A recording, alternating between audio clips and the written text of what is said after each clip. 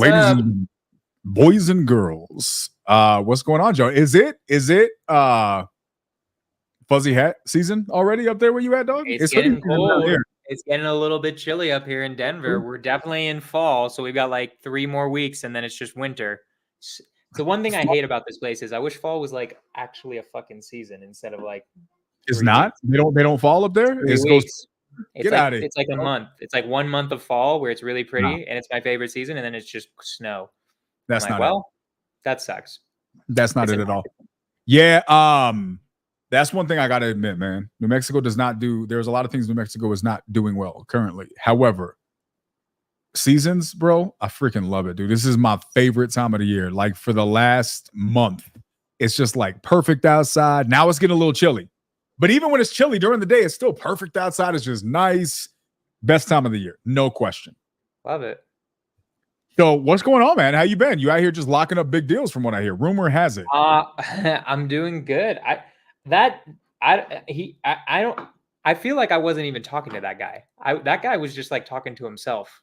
Was like what was happening. I was like, yeah, he literally just kind of went on a thing. It's like nothing less than 325, and then I'm like, all right, well, you sounds like you know exactly what you want, and then we just keep talking. I keep telling him about like just everything I'm doing in investing and stuff like that, just for like maybe 5 minutes, and then he's like, all right, be real with me. I do this shit too, you know, I do the wholesale game. Like, where are you at? Where are you at right now? I'm like, I mean, I'm gonna be honest, I'm probably at like 225. And he's like, that's low, man. That's low. I'm like, wait, hold on. I didn't want to give, actually what I said before that was I don't want to give you an offer. I don't like know anything. You haven't given me pictures.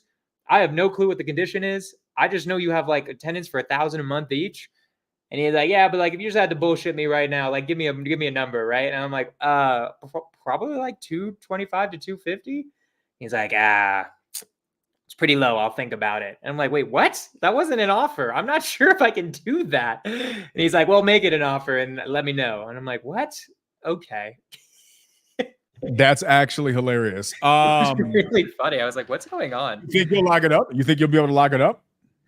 Maybe. I he's very anti-wholesaling, and I don't know if I really want to own in Marysville. So honestly, I in my head I'm kind of just like, let's just use this guy for other shit. Like he could be a good buyer and like a bunch of other stuff as well.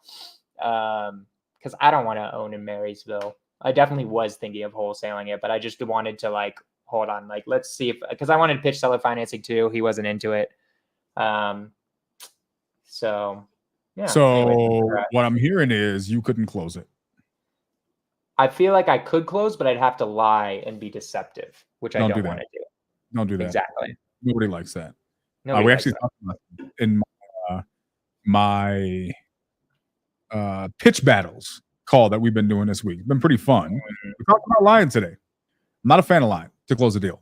I feel like if you got to lie, tell white lies. It's a reflection of lower skill level. Just my opinion. Could be wrong. Yeah.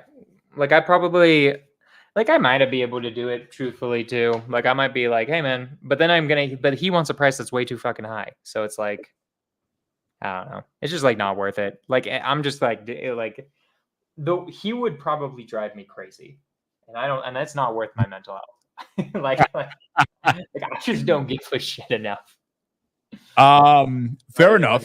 So are you doing primarily what are you doing now? Are you doing cash deals like Scorch Method? Like, what are you doing? 95% wholesaling cash deals, maybe like 2 or 3% flipping, and then like probably like 2 or 3% owning, just buying the creative.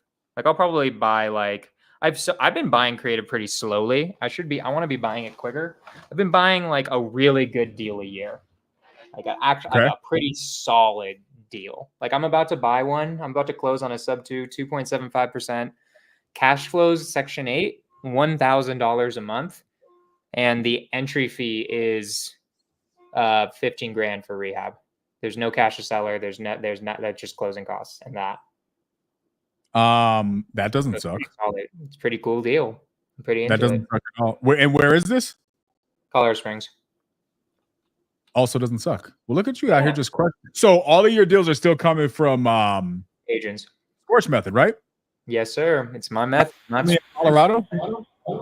I'm switching more to California, to be honest, because Colorado is, dude, California, just when you wholesale a deal on a house that's worth $1 million, you just get more money. And it's like, damn, I miss these 100 grand checks, bro. Like it was kind of a I kind of want those again. And so I'm like switching back to California right now. So what percentage is California? 100%? We're like 50-50 right now. Probably 50% Colorado, 50% California, and then take out 5% for other states, because I'll get random states from other people where I'm like, yeah, I got somebody for you. And because I mean, we have connects in every state, so I can find someone who can help us dispo anywhere. Right. So you're a G. We got to do like a Zoom series. I told you, I'm thinking. I'm ready for it, dude. Whenever you want, bro. I'm here for it. I'm thinking about doing a thing, like a whole thing. I'll tell you about it, and then we can do it. All right, let's talk about immigrants. Let's talk about immigrants. All right. Let's talk about illegals. Let's talk about aliens. Fun fact: I hate it when people refer to other humans as illegals. I feel like it's just such a disrespectful, like, fucking. They're still humans. Just stop talking about people like that. It's just call them illegal aliens. I mean, I think alien. I feel like alien is more respectful than illegals. I feel like you gotta add a descriptor. Alien is not ideal either, right? But it is an industry acceptable terminology. Like, why can't you just refer to them as undocumented? Or if you're gonna say illegal, say illegal immigrant, right? But just like, I don't know. It's semantics. I just feel like it's just. No, I agree. That's very woke of you, dude. Good to hear. I try to say woke, dog. You know what I mean? You know what I'm saying? You are awake. My pronouns are woke. That's it. Just one. I have a singular pronoun. All right. Let's talk about it a little bit. So let's preface this, right? Quijano last week, he's been talking about how the Democrats are shipping hundreds of thousands of immigrants to America in order to sway the election in their favor, right? I have been skeptical of the claim, but I just haven't seen anything. I admitted to Quijano, I truly tried to do research on it today, and I couldn't find anything other than just people claiming it's happening, but they didn't provide like any evidence beyond them just saying it's true, right? So I think Quijano has some stuff, right? He's going to show me, right? And I'm going to do my best to keep an open mind. He didn't like my last response to one of the videos. He thinks I'm being biased. And I'm like, bro, I just don't know what's happening in this video. Biased. I think you're being naive, which is not the same thing. I'll take it. Like, look, dude, I'm a naive little schoolgirl in Keanu's eyes. That's all I. Never mind. I ain't say all that. Cut that. All right, play the clip. Gianmarco, you can't BRB right now, dude. You can't leave me here. Yeah, Jonah's getting kicked out of a mastermind before this podcast is said and done with this kind of language. It's just it's whatever. Now, here's what I'll say, bro. Like, to provide a little bit of context to what you're saying, I got a ton of videos, guys. A lot of today is going to just be us watching videos to provide context. To Jonah's point, we were referring to a specific video, and I felt like he was, and I use naive not as an insult, but by the definition of the word, where you're just kind of not being willing to accept possibilities outside of the ones that currently fit your narrative. And that's fine, right? I don't know that makes you a bad person or whatever. We can talk about that. We will. But I think that the other thing is, when we look at these videos today, I'm not going to imply any conclusions. Not necessarily. Because what I think would be a good exercise is for anybody who's watching this to use some objective, deductive reasoning to draw your own conclusions. One implication to all of this very clearly can be pointed to an attempt to sway an election. There's a lot of implications to that. Because what we show in these videos today raises a lot more questions than answers, in my opinion. But I don't think the potential attempt to sway an election is the only concern. There are other concerns. There are other nefarious things that can happen when you ship hundreds of thousands or millions upon millions of undocumented people with zero paperwork, zero background, zero understanding as to where they come from. there are ramifications of that. When you take the multiple implications that these people are coming from prisons, where literally prisons have been emptied, and then those people were shipped to our country, this is a problem, right? So we're going to talk about these things, and then we'll use this to draw our own we'll use this to draw our own conclusions. Yeah. Okay. All right. It's a ton of videos, y'all. So let's walk through them. Choose the best one. We watching all of them. You mean choose the best one? Let's see here. Share screen. All right, here we go.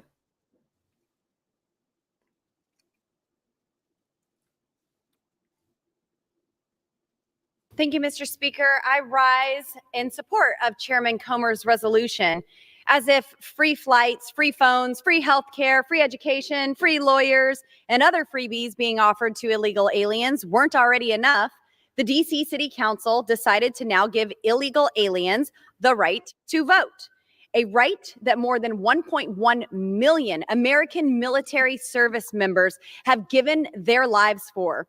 Giving this right to illegal aliens as if our government is the Oprah Winfrey Show. You get a vote, you get a vote, you get a vote. It makes a mockery of the constitutional republic, of our brave heroes who fought and died for to defend. The right to vote is the most sacred right in our constitutional republic. Giving the right to vote to non-citizens cheapens this sacred right by discounting the value of citizens' votes. It also cheapens the value of American citizenship and cheapens our standing around the world as we incentivize the invasion of our own country. Under Biden's watch, over 4.6 million illegal aliens, and those are just the ones that we know of, have already crossed our wide open southern border that Secretary Mayorkas and Joe Biden refuse to secure, that Democrats could have done something about for the past 2 years when they held all levers of power and refused to do so. Well, by the end of the year, Biden will have let in more illegal aliens than the entire population of my state of Colorado. Instead of trying to secure the border, Democrats are more focused on giving illegal aliens more handouts and privileges, including giving them the right, the sacred right to vote. These illegal aliens are even treated oftentimes better than our veterans who are struggling to have their health needs met, to have health care, to get the services that we promise them for their great service. But it is immediately given to those who come across our southern border illegally. Let's put American citizens first, not cheapen their votes. Let's pass this legislation and ensure the voice of the American people is heard without interference from foreign nationals. I urge support of the underlying bill. And Mr. Speaker, I yield back to the gentleman. All right. So we'll go to the next one. Jamie Lynn, not sure if you're new here, but we actually hear each other out and hear each other's perspectives before we shut it down just because we heard somebody else say it was wrong. I don't know if you are more qualified than Congress to speak on this matter, but apparently members of Congress thought that it wasn't debunked enough to be able to present bills for it. So if you have more information that they do that you can present here, I would love to hear it too, and I would actually hear you out before you shut it down. Let's go to the next one. I looked it up real quick because I was like, okay, so this is actually something to go off of, because I'm like, she's making specifically, it's like, okay, now I have something to like where we're going, right? Like in terms of like, okay, what happened here, right? Well, how I understand it, and I think this is bad too, by the way. Here's what happened from the like 5 seconds of research I did after hearing her claim. And I actually would agree with the Republicans. You shouldn't do this.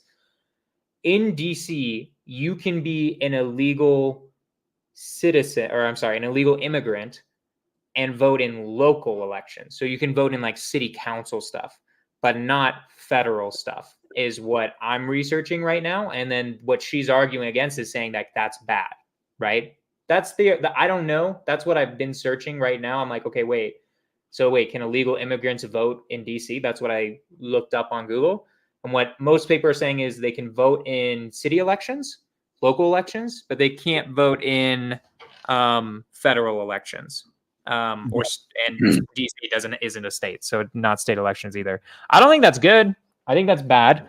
And I agree with some of her points, right? Like, it's not like if this ends up being also just like not the are Democrats specifically trying to get votes to sway the election. If it's about illegal immigration, I mean, I don't know if you heard my voice message. There are certain situations where like I would be for the wall, right? I just think there are other things that need to be there with the wall as well. Like, I just don't think that's the one-stop solution. I think we need more than that to solve this problem. So I think it's not a bad idea, though. I think Democrats throw that out just because it's Trump, and I think that's bad, right? But we can get into that in my opinions. But anyways, that's what I'm finding right now is it's in local city elections. Okay. There's no slippery slope there, I'm sure.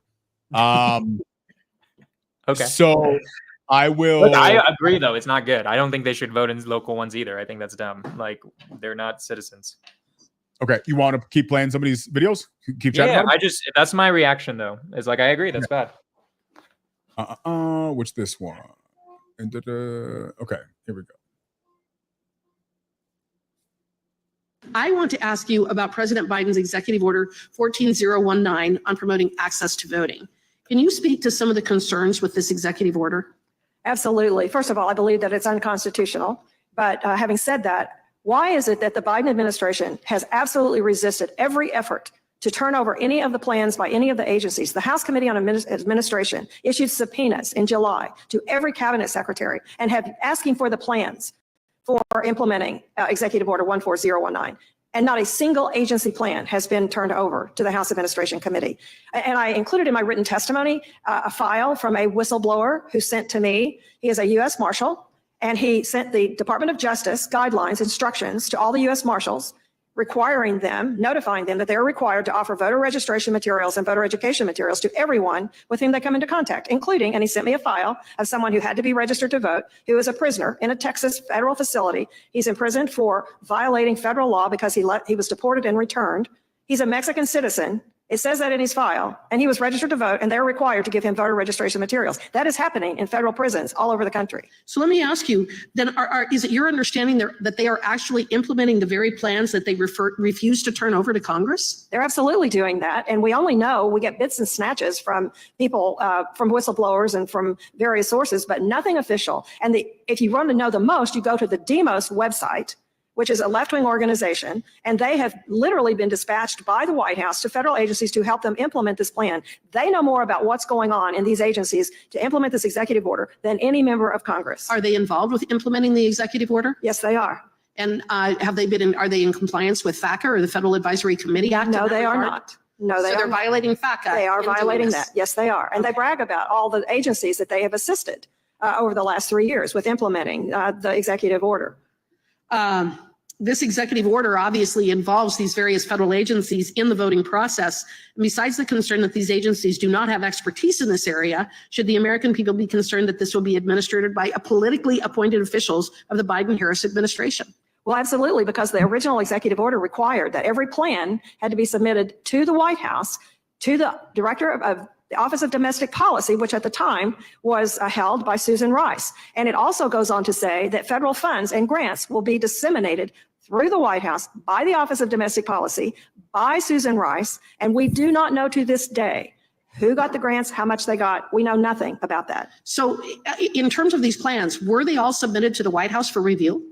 We presume that they were because they were directed to do that, but we don't know. And they're being implemented as we speak. They are being implemented. But we as Congress have not been able to get our hands on the document. Not a single document. I guess I have a question. Why would they want to hide this information? That's a good question. I want to. Okay, so to your previous point, yes, there are a number of acts, federal arguments and debates that are going about municipal elections. You are correct on that. And that was what the previous lady was referring to. If you look up the act that they're referring to, the executive order that Biden passed, nothing about that order in any capacity references municipal elections.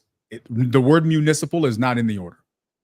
So the implication there is that they are talking about different types of elections, right? To their point, in the hearing, it's extremely vague. right? So once again, like I said before, I'm not here to what is extremely vague. The implications of what that means, because it's clearly not specifically stating as the one that you're referring to municipal elections, which municipal equals small local elections, right? That's not what it's referring to. So if it's not referring to small municipal elections, what kind of elections is it referring to? And to their own point, it's extremely vague. And there are a number of references to federal elections in that executive order, right? So again, like I said at the beginning, I'm not going to make any claims. Y'all just hear the information.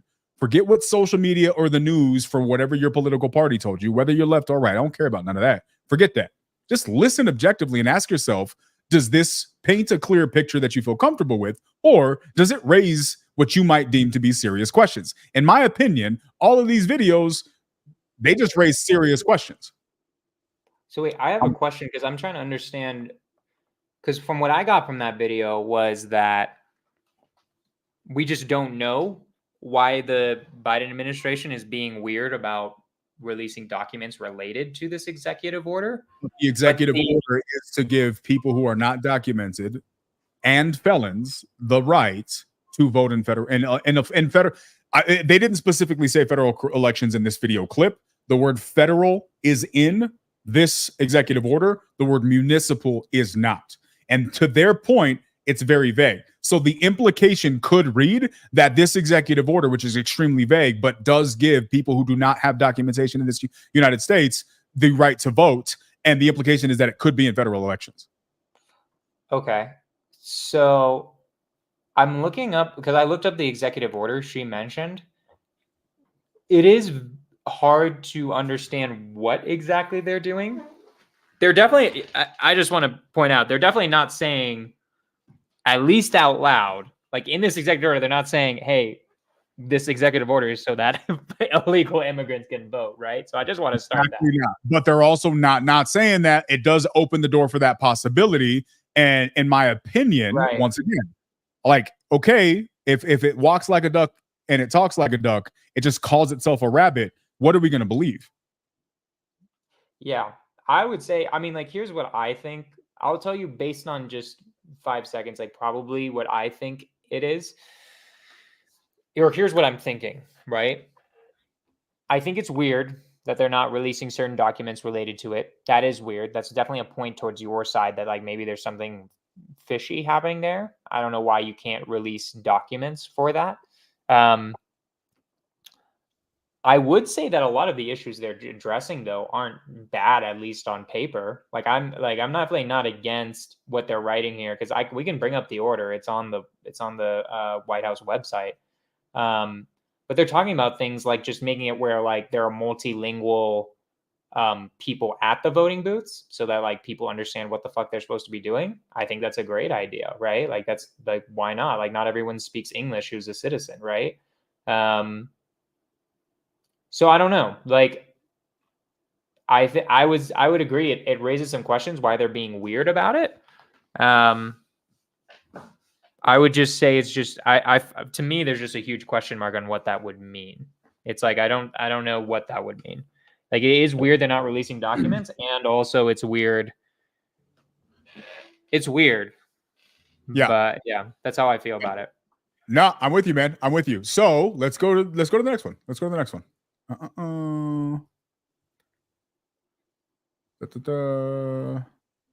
Share screen. I think it's this one. Boom. It is this one. Grateful. ¿Por qué los migrantes le gusta Biden? Porque él apoya a los emigrantes. Trump no sirve. Trump no quiere a los emigrantes.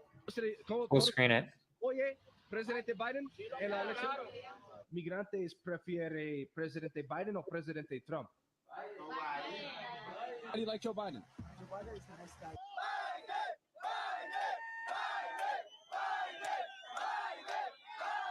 Biden has 100% approval rating with the migrants. At least they can't vote. Yeah. Okay, I couldn't see how to full screen it. So I mean, the implication of that is pretty obvious, right? It doesn't really say anything, but I think it does paint a picture that if there were the opportunity, it's overwhelmingly obvious what Well, direction. yeah, there's no people- doubt about that. Like if illegal immigrants could vote, they're going to vote for the side that helps them the most. That's easy. Sure. Yeah, which is not that deep, just an obvious. Here's the question that I would have is why are they even having that conversation? Like what prompts a bunch of migrants who potentially aren't even in the country, are making the migration to the country, or are just recently in the country to start doing a presidential rally for an opponent they can't, or for a president they can't vote for? Like, again, I'm not going to imply what that means. That just seems extremely odd to me. What organically transpires in a crowd to that effect that they go and make signage and start promoting a presidential candidate that they can't vote for? Why? Like, in what situation is that an organic thing that happens that makes sense? I'm just curious too. I mean, like in the end, we don't know if those were illegal immigrants or not. Like the question, you understand Spanish, was just, do immigrants prefer Biden or Trump? I'm pretty sure some of those people are they illegal? Like I'm like that's also like a good distinction, right? That's like, fair. That would be a fair distinction. I believe like these people were in a shipping container, dog.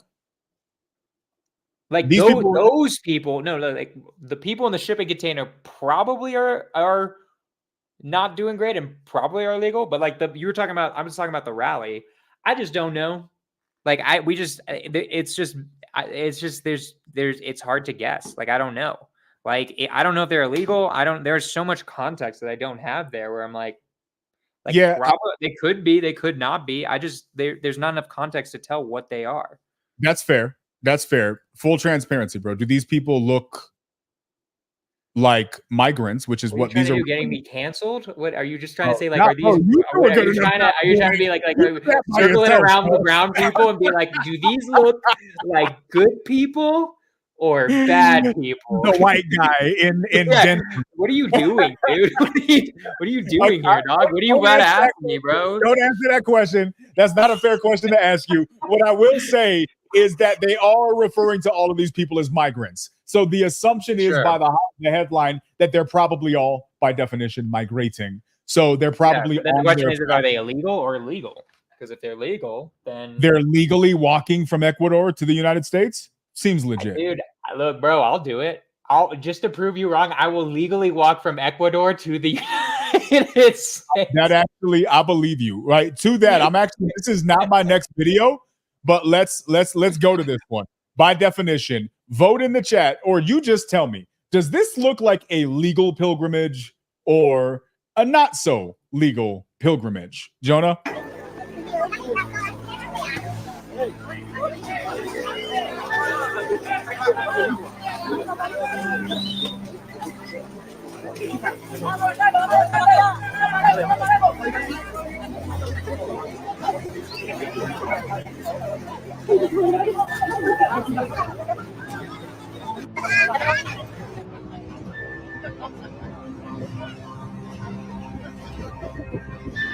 This is totally legal, bro. This is legit. No, that's definitely illegal. That's obviously illegal immigrants, right? That's of course. Bueno, aquí van a ir subiendo, se llama, ¿qué sube esta, mano? Caracolín. Para que agarre guaya, pues, vamos a subir, que llevo el motor prendido, padre. Yeah, I don't know if that's copyrighted music or not. That's just the music they put in the video. No, I think you're fine. You're not going to get banned. All right, bet. So there's this one. Legit, right? Legal migration walking away from Ecuador. There is illegal immigration, of course. All right. So the people in the other video, that's a thing. Like, of course, there's like illegal. This is the question. I guess. Would you say here's? Let me know if this is a safer question. Would you say the people in that video somewhat closely resembled the situation in this video? No, I do not think that it's the same. All right, I'm gonna be. I mean, no, don't get canceled, bro. I respect you. Those people were very obviously going across barbed wire, like, and going somewhere they're not supposed to go. Right. All right. I would be. They are probably going to America, and it's very unlikely based on that many people traveling together with their stuff, that it's something else. It's most likely illegal immigration because that's a thing, right?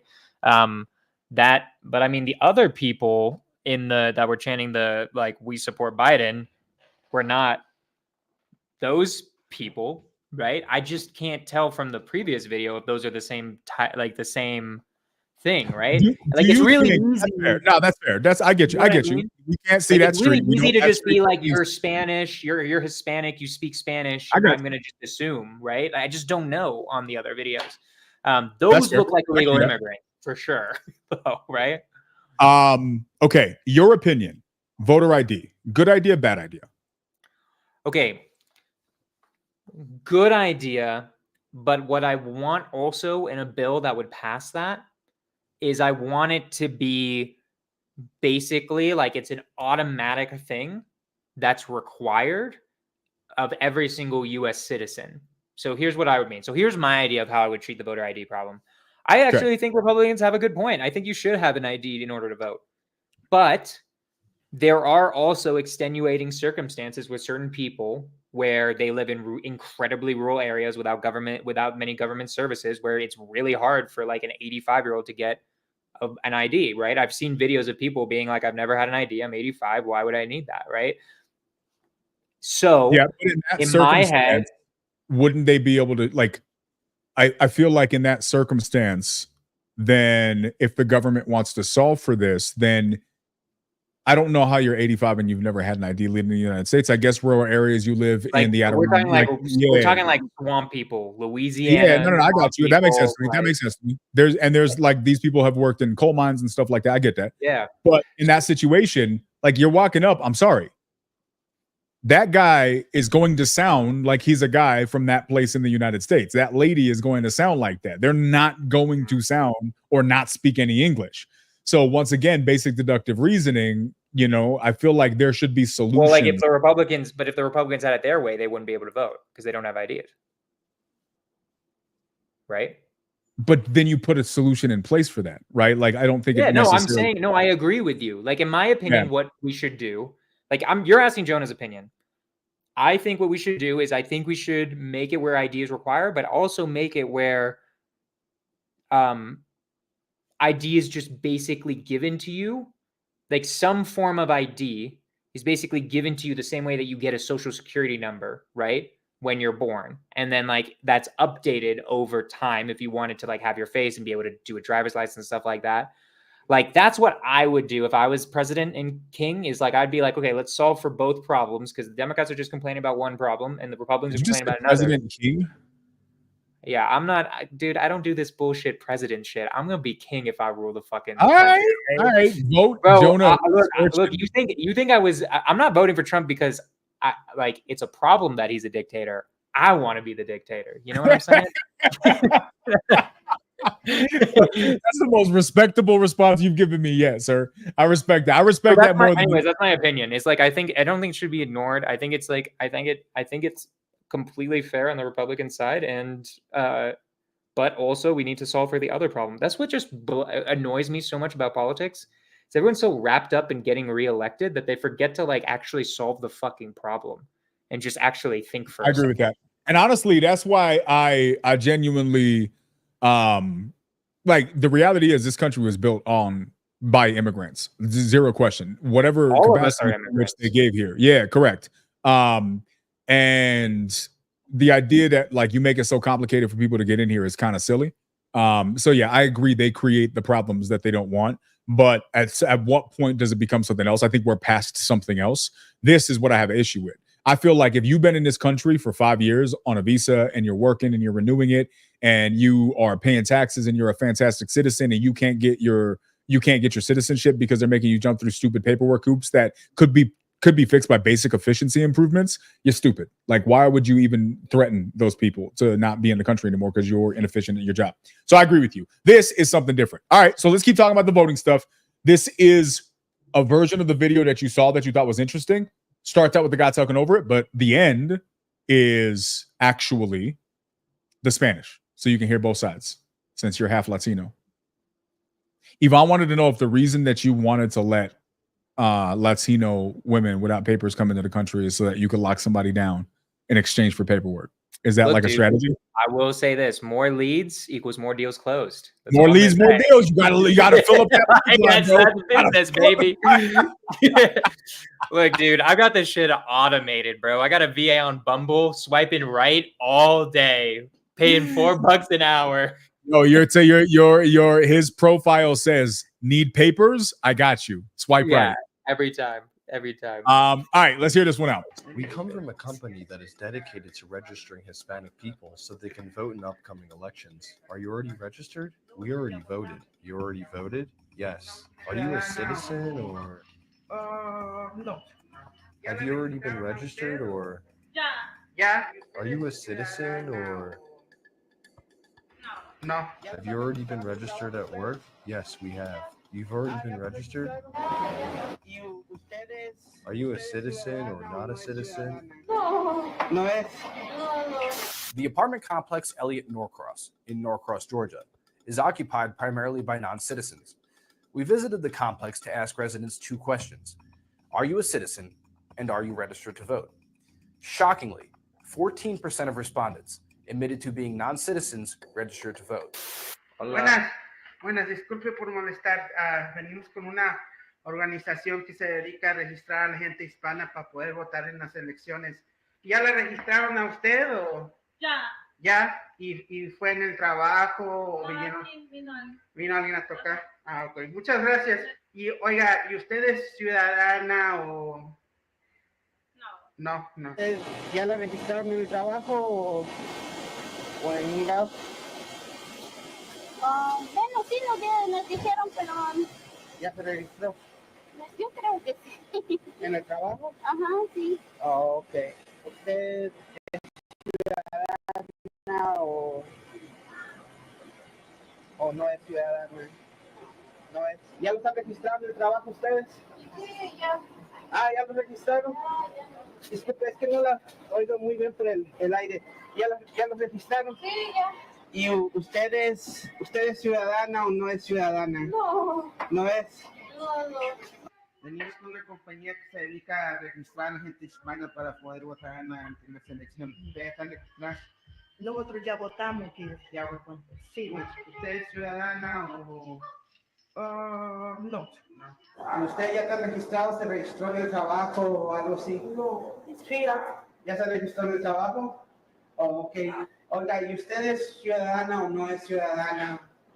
bueno, tu semana está en ¿De dónde viene usted? de Honduras. ¿Usted ya la registraron en el trabajo o aquí han pasado a registrar o? Ya. ¿Ya? ¿Usted es ciudadana o no es ciudadana? ¿No es? ¿Son ciudadanos o? No. Muchas gracias.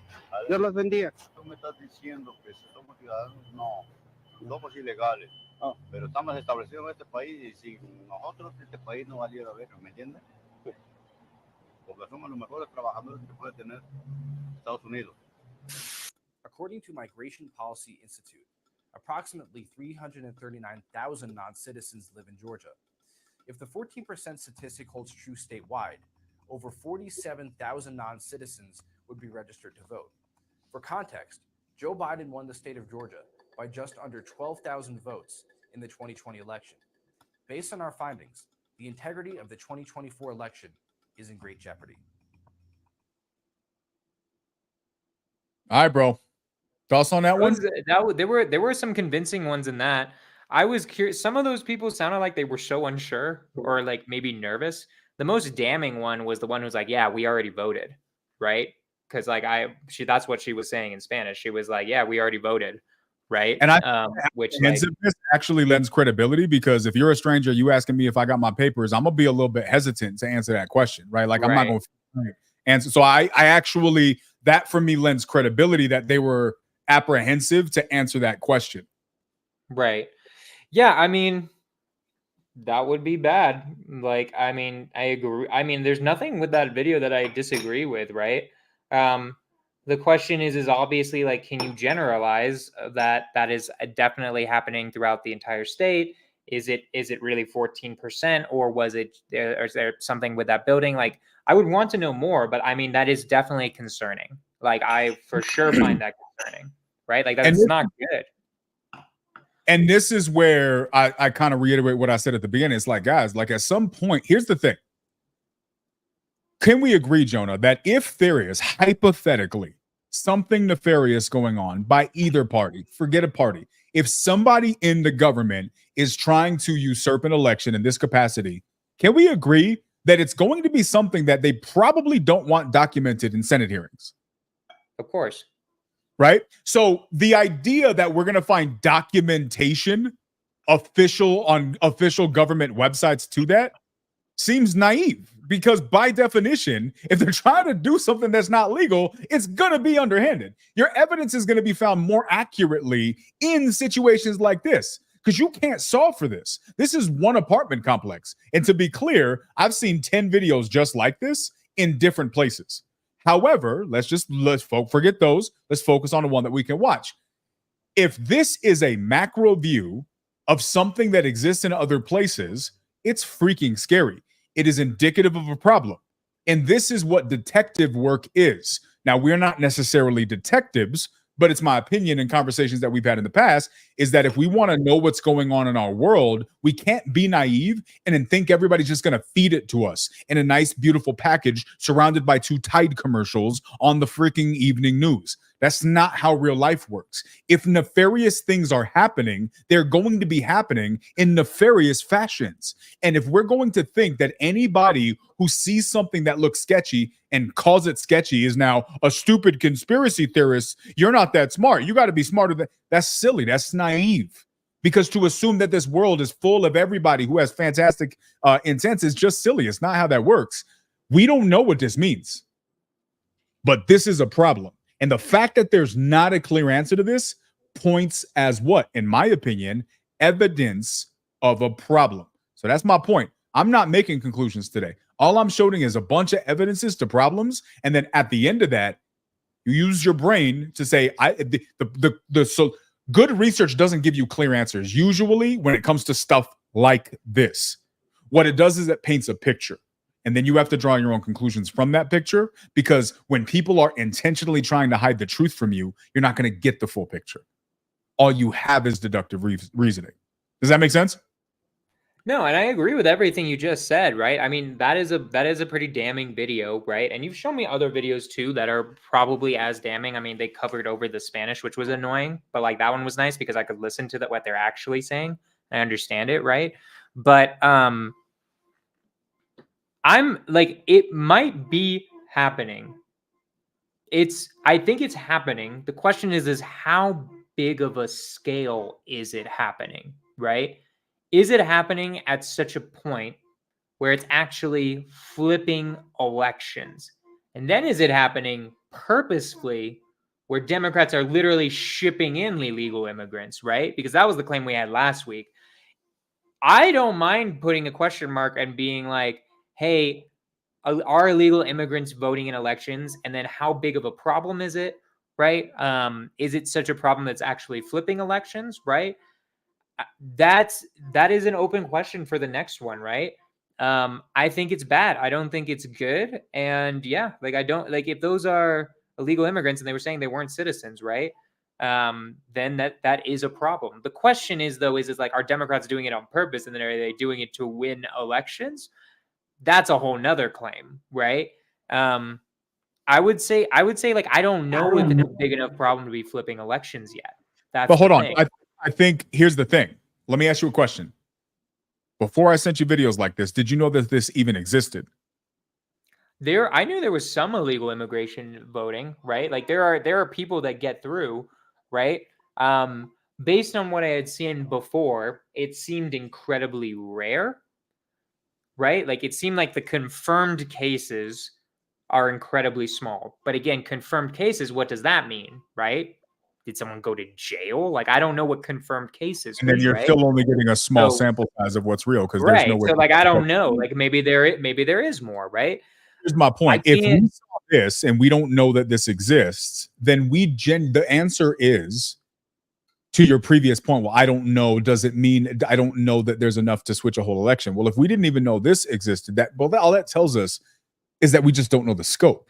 So it is just as likely that there's only enough to flip a county as it is that there's enough to flip a state.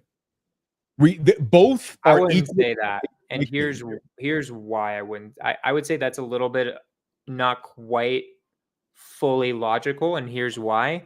Is because we're taking such a small sample size, right? Like what they did is they went to a single apartment complex in that video and found that 14% of them, right? And like, I mean, like, let's be honest, they edited it then, right? Because if it's only 14%, that means like most, if they had shown us all of them, most of them went like, no, I didn't vote, I didn't register, nobody read. Like that's what would have happened, right? Just So realistically. Let's break that down then. Let's break this down. So let's just use, for me, it's mathematical deductive reasoning. So we don't know the other percentage, but what you have is in one apartment complex, that many people, arguably from different countries. He only asked one, so it's possible they're all from the same country. But in either situation, it's interesting that many people are there and registered to vote. Why is that interesting? Because we have a hard enough time getting Americans to vote. Because when you're coming to a new country, so this is why I talk about this in sales training, right? There's a difference between fact finding and profile building. I think profile building is more important than fact finding. Because if I can get information, I have a small piece of the situation. But if I understand who you are as a person, now I understand the background that led you to your decision. That lends much greater context to the facts that I find than just the information itself. Does that make sense? I understand what you're saying. Yeah, right? I agree. So I don't know if I agree, but I understand. Well, I mean, if you know that two ladies want to sell the house, both of them want to sell the house because they're getting out of a relationship.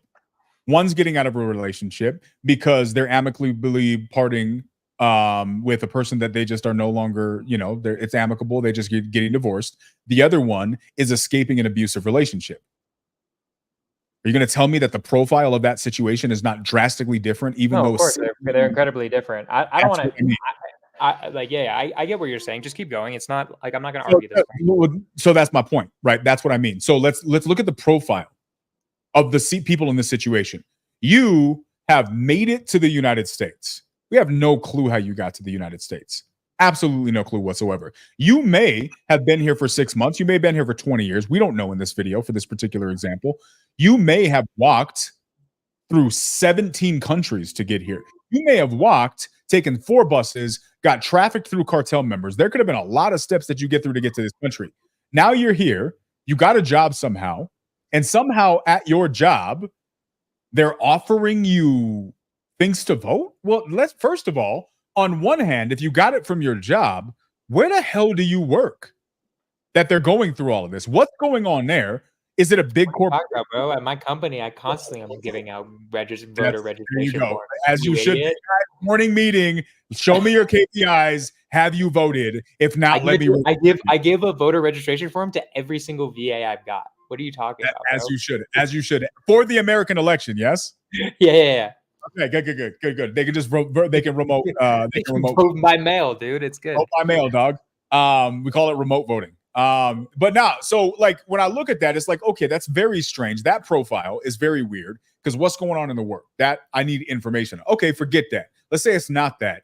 You went and in all of the things you got going on, you thought it was a good idea to go and register yourself, even though you know that you're not here legally. So you don't know anything about the country that you're in. You have very limited knowledge about the legal process in the country that you're in. You're going as far out of your way as possible to avoid anybody that is going to ask you information about your citizenship because you don't want to answer that question because answering that question could get you deported.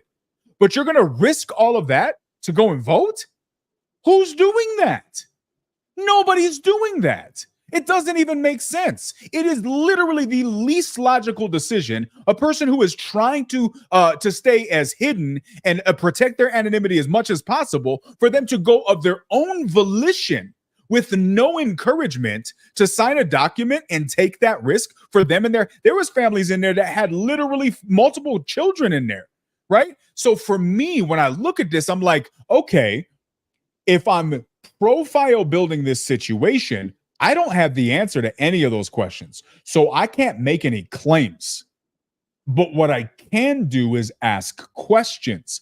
And when I look at something like that, what I say to myself is I find it very hard to believe that a person who just got here and is trying to stay under the radar is going to risk getting deported when they are going to be asked for documentation that they don't have and can't provide. You and I both know, Jonah, most people are not going to take that risk. And if they are, why? Then the question I have is, okay, under what profile would they do that? You either are in an environment where you know you're safe because they already know you're not documented, or if you're not doing it through work and you're going on your own, something is telling you you have nothing to worry about. What's that something?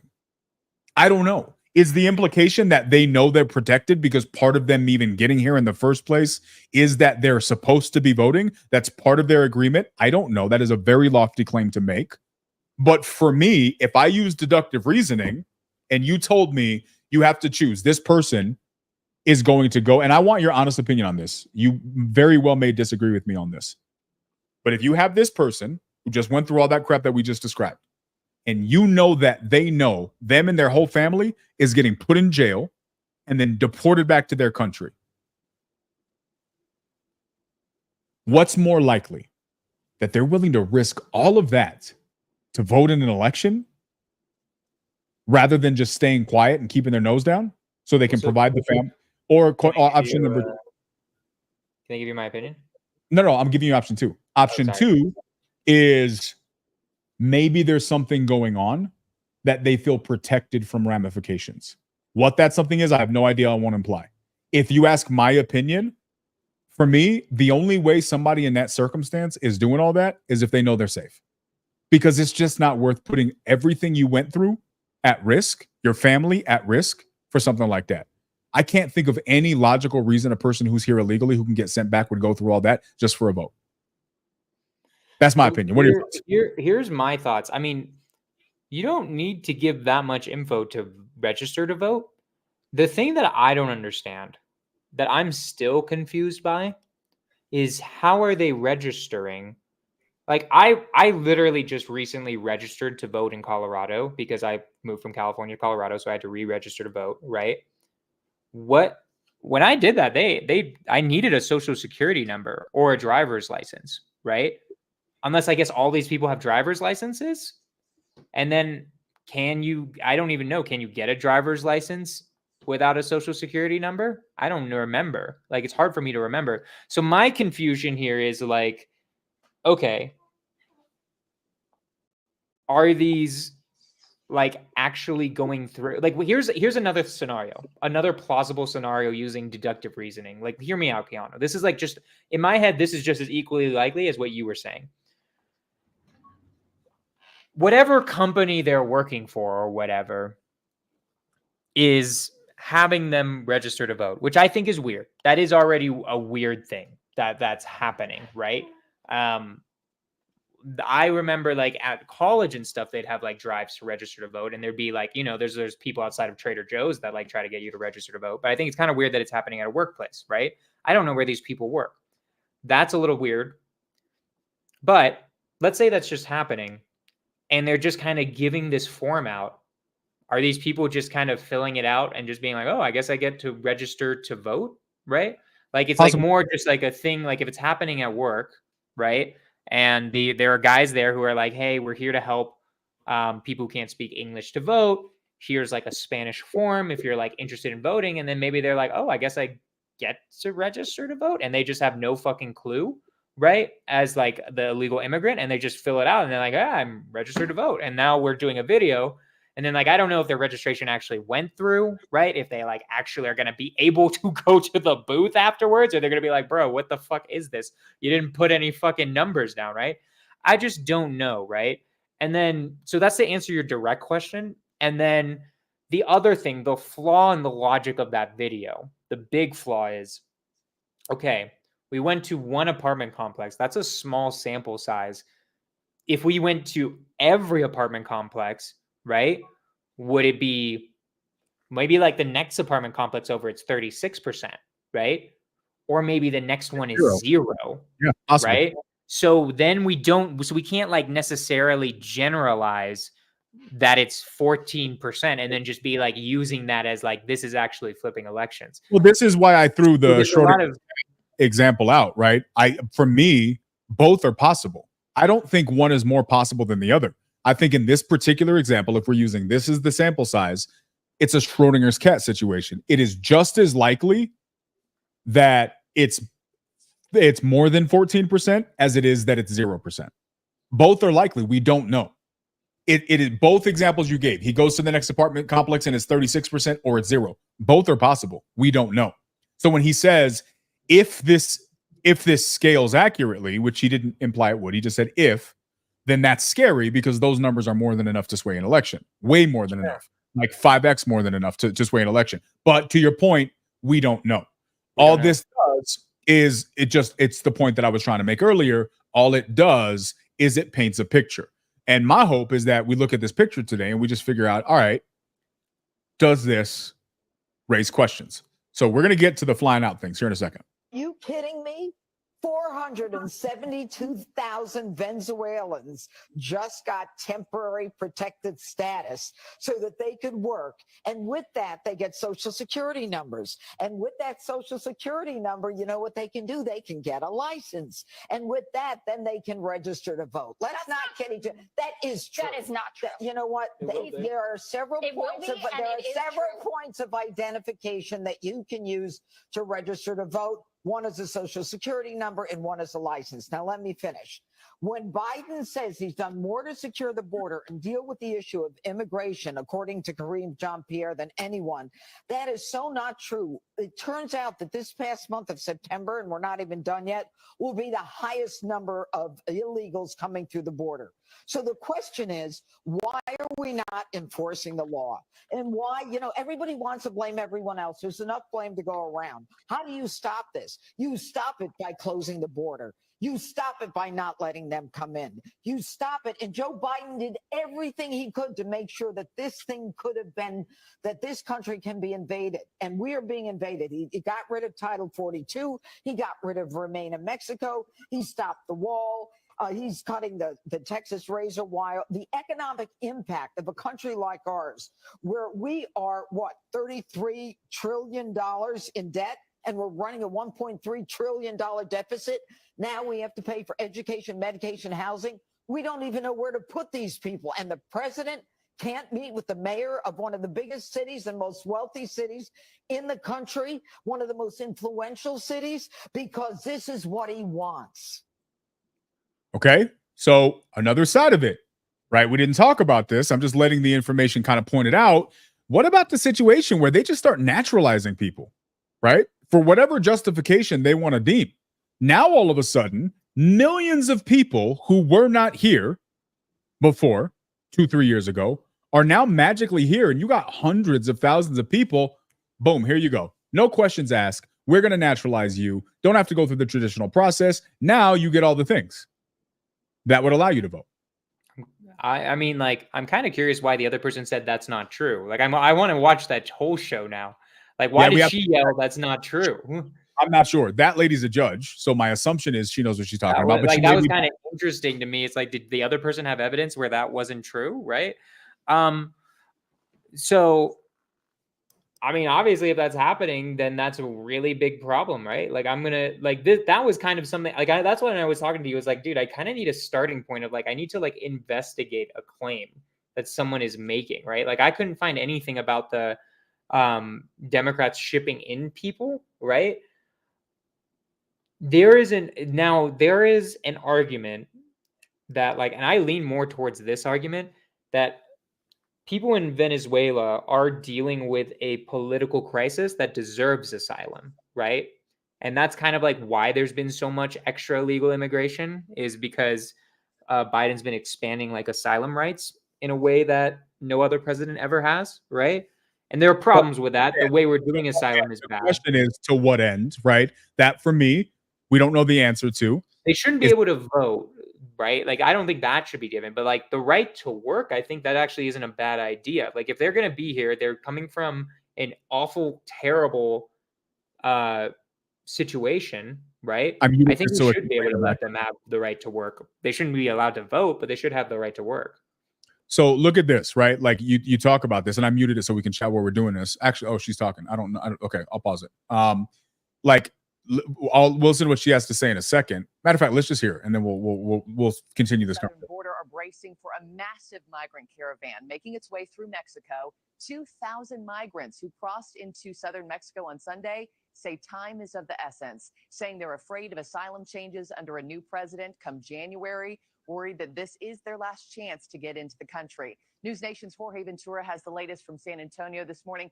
Jorge, I'm curious how these cities are now preparing for another. Now, just out of curiosity, man, like this is something we've glazed over this recently. We never really touched on it, but Republicans, Trump, all these other people are talking about the borders wide open and people are just flooding in, and everybody keeps saying it's not true. Bro, does this or does this not look like this is a border? These people are literally just walking in, bro, unobstructed. Literally, they are just walking in. Like, how often can we sit there and say they're lying and making it up before we start acknowledging, like, bro, it's right in our freaking faces. So when they telling us that this isn't happening, are they lying? Because we're literally watching multiple versions of this right now. I guess it just means, what do you mean by like a wide open border, right? I would say that looks pretty wide. That's like 4 lanes. I would say that, like, I want to know, like, I just want to know if that's like the last thing I would say is, like, I would say you're right if it's a border. I want to see, where is this? Like, can you zoom up in this? Where is this right now? I don't know why I can't zoom up in this. I don't know why it's not letting me. What is that? Like, do you see up above where it says, because that said Mexico. The guy's going to say it. He's talking about it. He's from San Antonio. So he's going to we'll just finish the video and let's hear it. A new president come January, worried that this is their last chance to get into the country. News Nation's Jorge Ventura has the latest from San Antonio this morning. Jorge, I'm curious how these cities are now preparing for another new migrant surge. Good morning, Mark. Yeah, so this caravan is around 2,000 migrants. It's on its way north right now to the U.S.-Mexico border.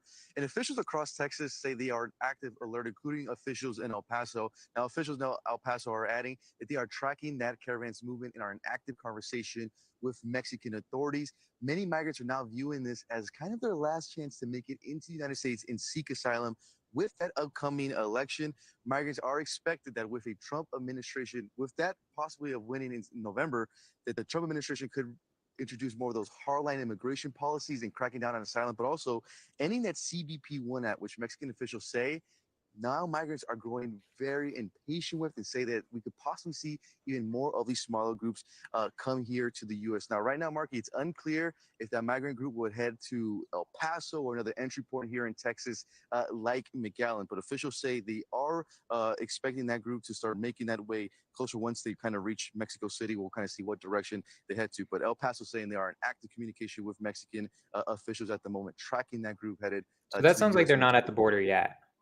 No. That sounds like they're heading that. Yeah, that does. So I don't think that was a border. I think that was just them walking through Mexico. But here's the question. The reason I still bring this up is because here's my questions, right? So everybody knows they're coming.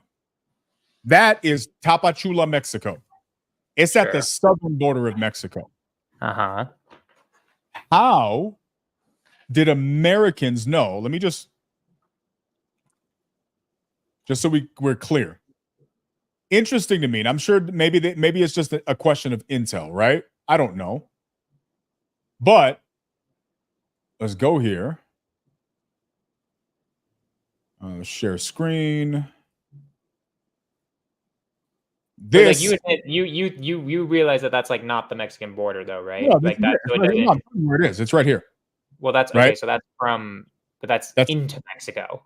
Correct. So, but here's the thing. So, one, the news managed to know that they were coming all the way to the United States.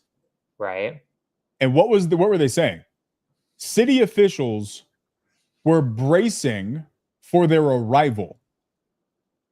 The news wasn't stating Border Patrol was bracing for how to return them. It said city officials. Officials who, if border was understood going to be protected, would not have to worry about this because this is not a city official problem. It is a border problem. But the news did not say that this was a border problem. The news said that city officials are preparing for a massive influx of immigrants. So it's already understood by that language that they are coming in the country. Furthermore, the implication is they know they have to do it now because they may not be able to later. Well, that makes me ask a bunch of questions. How the hell does that many people know from way down here that they can get in? No questions asked. That they're willing to make all of this journey knowing for a fact that they're going to get in. Gat, all you're doing is just making yourself sound silly, bro. You got to, if you're going to come out with an argument, you got to do better than that, homie. Way better than that. It's just not even smart. But good try. I respect your try. So here's the thing. How do this many people around, I know there's an app for that. We'll talk about that. How do they know that the border's wide open? Why was this? I think you haven't proved that the border is wide open. Like what I think is going to happen, because have you crossed the Mexican border before? Just curious. Like I actually have, right? Yes. It was not open when I crossed it. That I crossed it from San Diego to Tijuana, right? It's not just brand open. I actually saw someone getting. I saw someone getting a. Like they tried to sneak someone in a trunk and the border patrol like fucking said, absolutely not. Get the fuck back out of here and just turn them the hell around. Right. So I will say this. I don't think you've proven that the border is wide open. Here's what I think is happening. Right. What I think is happening is that these people are going to get there and then they're going to use the cartel to sneak in. Right. That's what I've read a lot of stories where like lots of people have to go through tragic situations where they have to pay cartel members everything they fucking have to cross the river, the Rio Grande, right? So that's not like they're just arriving and everyone's like, come here, guys, welcome with open fucking arms, right? What's happening is that they're doing it, they're paying cartel members and then they're crossing illegally. And then the border patrol isn't able to actually make sure they don't come in. So then city officials know that like the border patrol isn't able to fucking traverse the entire Rio Grande all the goddamn time. So there's going to be people that get through. And so they're preparing for that. That's what I think is happening there. I don't think the border is wide open. There are insanely big issues with the border.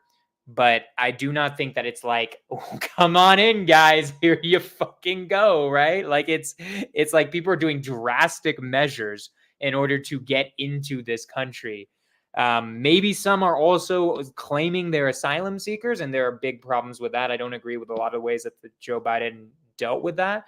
I think asylum seeking has to be like while you're seeking asylum, you have to stay at the border. You can't just go into the country while asylum seeking, right? But then there are issues with that where it's like, okay, Congress needs to fucking increase the budget so that the border patrol can do this type of shit, right? Like there's a lot of different problems that are related to it. So that's my opinion on all of that. Like I just don't, like a wide open border makes it sound like you just come to the border crossing. Like you thought that was the border crossing, right? So like, it's not like they're just walking in. They're like, you don't see the part when they're actually at the border. Right. So anyways, that's how I feel about it. Let's get to the one that you've been talking about a lot then. Newly obtained White House records reveal the Biden administration admitted to flying hundreds of thousands of illegal migrants into the country. Now, those records were obtained by the Center for Immigration Studies through a FOIA lawsuit, and they show that over 320,000 migrants were flown over the border using Biden's CBP-1 app. However, in responding to that info request, listen to this. The administration refused to reveal just which U.S. airports those migrants landed at. The Center for Immigration Studies writes, quote, "The public can't know the receiving airports because those hundreds of thousands of CBP authorized arrivals have created such operational vulnerabilities at airports that bad actors could undermine law enforcement efforts to secure the United States border if they even knew the volume of CBP-1 traffic processed at each port of entry. Frightening. So just to be clear, before we continue, the federal government does not want to reveal the destination airports of these flights coming over the border. They admit that it's happening. It was only admitted because of a FOIA, but they denied giving the information because there are so many people coming in, they're concerned it would cause a safety issue. Anything concerning about that with you, bro? I mean, that's definitely concerning. I want to, like, I wish you had told me about this app. Like, now I can now I can research this app and be like, okay, like, what is this, right? Like, what is going on here? Like I am now very curious what, like, I in my 5 seconds of research, what it is it's a way that U.S. citizens to schedule appointments to travel to the United States. Non-U.S. citizens. That's what I said. What did I say? You said U.S. citizens. I meant non-citizens. Schedule appointments to travel to the United States, right? I don't know. I like now you finally given me something to actually work off of, right? So But I here's mean, if my- it's true, yeah, that's Right. really bad, right? It is true. What do you mean if it's true? Well, I Like, mean, I want to verify what they're saying. Here you go, man. Here's your listen. Verify what you're saying. Do your thing, bro. But at this point, I don't want you to answer this question to me. You don't have to answer this question to me. But at what point do you stop giving a man the benefit of the doubt for every freaking thing, bro? You got news reports saying very clearly. You said multiple times it's not a news report. No, it's Oh, Fox News okay. report. I've Fuck gotten you. a lot, dude. I've seen a lot of things where Fox News reports something where All right, I'm man. like, Yeah, bro, all right. your shit is completely is it. off. Like, Okay. no, I'm just saying, dude. Like, I'm not joking. I care about the source, right?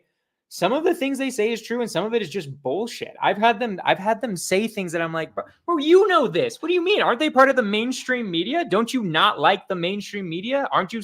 You're the one who says you But should it's do funny your how own you pick and research. choose. Correct. And this Right. is the So point. what do you We mean? both Why are had you the same- questioning we me both on had this? the same amount of time to do research, right?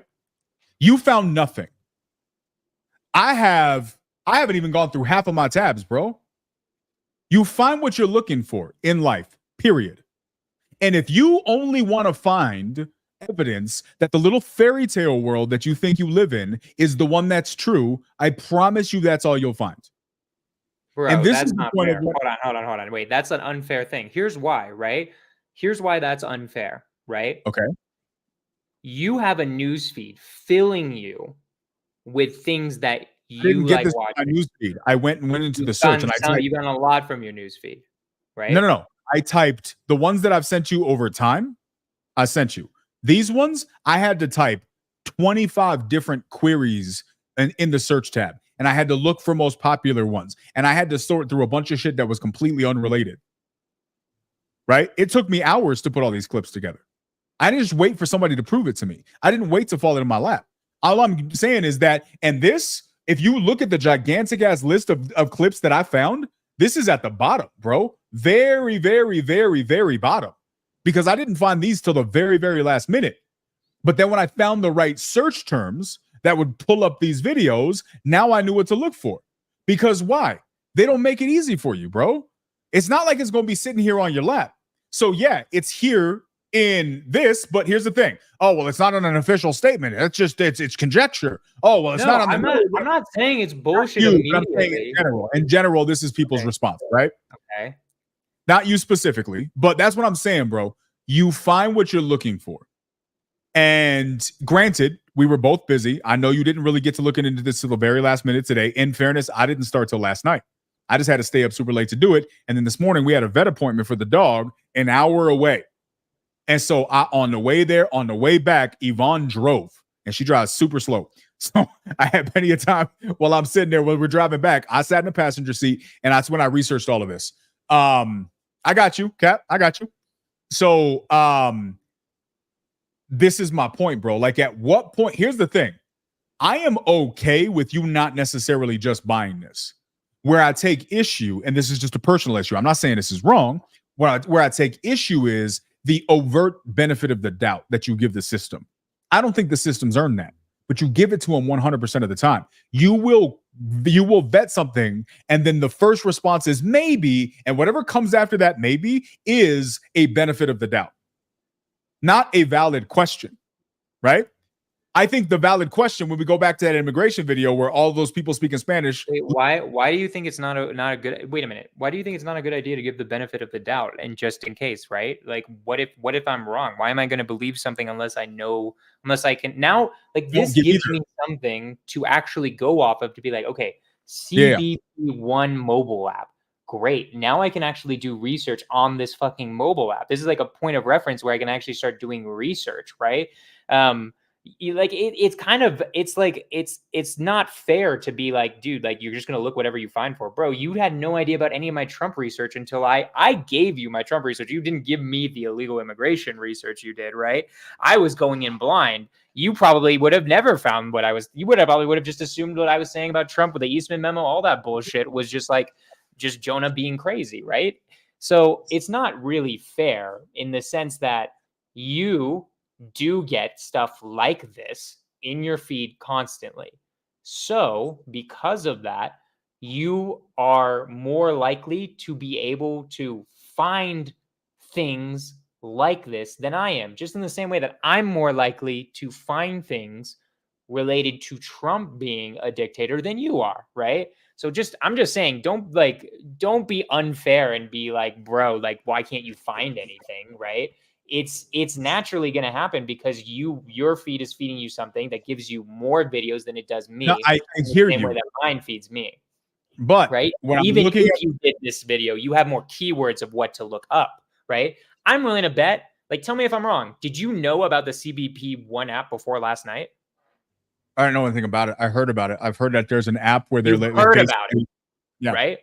So I've never heard about it before because my feed looks different than your feed. That gave you a point of reference to actually do research, right? I hear you get my point? No, I do get your point, but it's also proving a point that I've said a lot of times in our private conversations in here, bro. Mm-hmm. And I mean this respectfully. You live in an echo chamber, well, right? So do you. Because everyone does. No, but here's the thing. I don't know this. If you are an extremely right-winged person, give me your answer to this because I can't speak to this. For you, I can speak to my feed. I get equal amounts of left stuff and right stuff. My assumption, now I could be wrong with this, right? Because all I'm doing is deducing my feeds. My assumption is that, and this is my assumption, and I want to be very clear, it's an assumption. My assumption is that the powers that be, they own all of the media outlets, except for arguably maybe like a Twitter or a Truth Social, which I don't even have an account of, right? So why aren't we streaming it? You know, why aren't we streaming that? That's why a fantastic. Truth Social? We should be. Can you stream on Truth Social? I don't even know what's Truth. It doesn't connect to StreamYard. Keep going. I'm sorry. But here's the thing, right?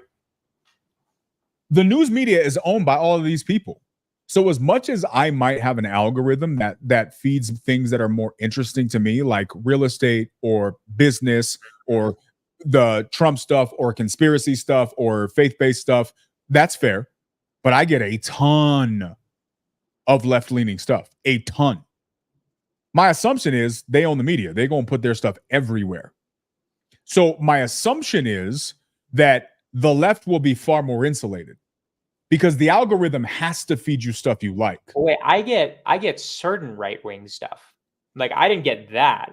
But like I know the right-wing arguments on abortion. I get feeds of things like abortion, like pro-abortion stuff as well, and I get like feeds of things like I've seen illegal immigrant videos. It's not like that was the first one I've ever seen in my entire life, right? I'm just saying that, and I think this can be proven with, and I think that, and this is just a problem on both sides. I don't think it's necessarily one side or the other. Is that there are certain deeper rabbit holes that are true on the left. Like there might like the things with the Eastman memo, all of that stuff.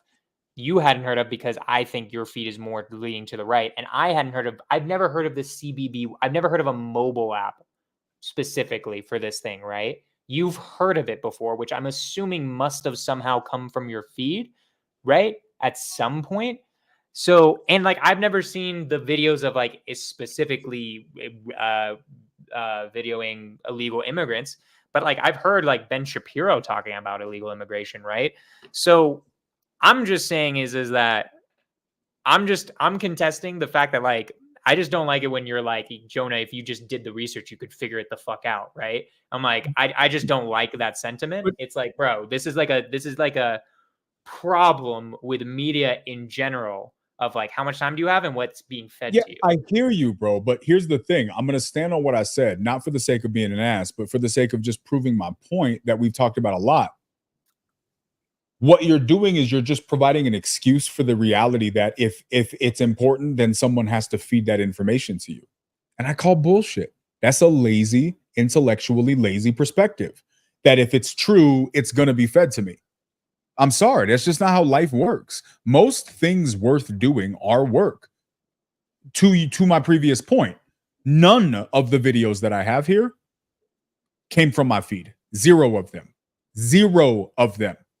Of the ones that I have, 2 of them have I seen before. One is the one that we already went through. Right? Other one is another one that you're going to see, which I did send to you. 2 of them. So all of them are fresh to me. All of them are new to me. And I had to filter through more than double of this to weed out the ones that just weren't relevant. Right? So here's my point. It's like I said before, if you want to prove whatever worldview you have true, you will. Scientology people believe their worldview is true. I know nothing about Scientology. Some people say it's crazy. I don't know, but Scientologists think it makes sense. I know nothing about it, but there's people that were in it who say it's crazy. There's people who aren't that do. Amish people literally believe that their worldview is the best way.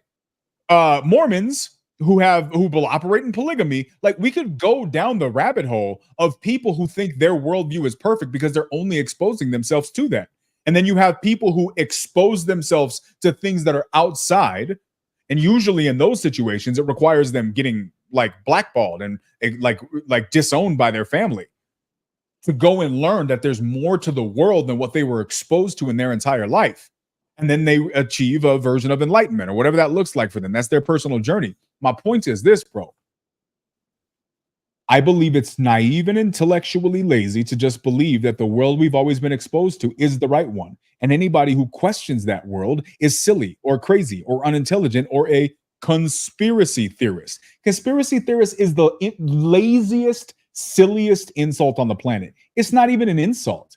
I would argue you're insulting yourself more than you are insulting the person who you're calling a conspiracy theorist. Because all I hear when you say that is you are brave enough to challenge the main narrative and think outside of what's popular.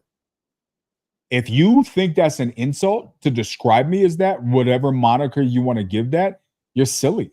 Call me whatever you want. Call me a flying elephant pumpkin. I don't really care. Whatever name you want to call it, I don't care. Because I'm totally cool being a guy who researches his own stuff and disagrees with everybody around me. I'm good with that. Right? So my point is this, bro. I hear you, and I don't want to be an ass, but at the end of the day, yeah, bro, like I get this is your worldview, and I get algorithms, but algorithms ain't an excuse to not educate yourself. Well, then, okay, then why didn't you know anything about the Eastman memo and everything that was in there until I presented the evidence to you? Because January 6th wasn't that important to me. Okay, so then you're just as guilty as me. All you're saying is that like that January 6th wasn't important to you. It's like, okay, fine. But then like, what does that have to do with like me having like, because you said yourself, like, I don't like what I guess what I'm trying to say is that like you're like your claim is that I couldn't find any of this research because I'm just trying to confirm my own worldview.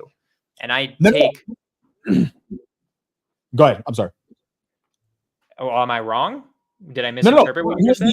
Here's the answer to your question. The answer to your question is this. January 6th wasn't that important to me. I still stand on, even after doing the research, that January 6th was overwhelmingly overblown. Like, it was fantastically overblown. And I always saw it as that. Further research. Now, in fairness, when I saw it like that originally, I did it from a place of ignorance, and I did it from a place of I didn't do the homework, so I could have been wrong. I'll acknowledge that. But that passive opinion that I had gained from the situation made me feel like it's not that deep. I don't really care. I don't think it's that serious, right? However, you, when it comes to this topic, have a different stance. You said yourself last week, if there is evidence that people are legitimately in here illegally, the government's funding their arrival to this country, and there's any implication that that could be potentially used for nefarious reasons, including that to sway an election, you went so far as to say that you would literally change who you're voting for off of that. What that tells me is that topic is important enough to you that it would make you vote for Donald freaking Trump, bro. That just tells me that Well, let me me explain it to you then, because you're misinterpreting what I meant by that yesterday, or last week. So I felt exactly the same way you felt about January 6th, where it was like, look, this doesn't seem like that big of a deal. Yes, illegal immigration is an issue. It doesn't seem like there's like that much craziness happening so far. Quijano, all you've sent in the WhatsApp chat before this was just like the apartment videos where I'm like, okay, but there's like several different illogical frequencies there that could be an issue, right?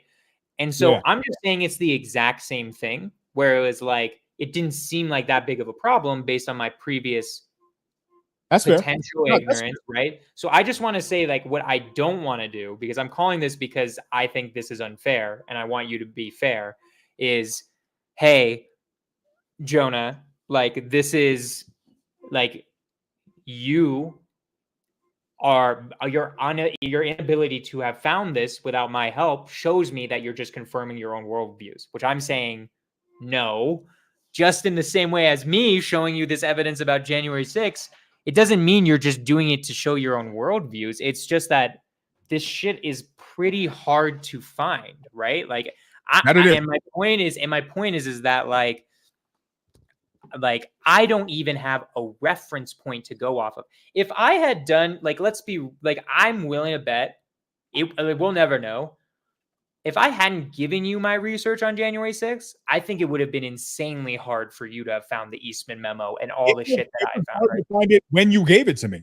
Right, exactly. That's my point. Yeah. So in the exact same way with this stuff, right?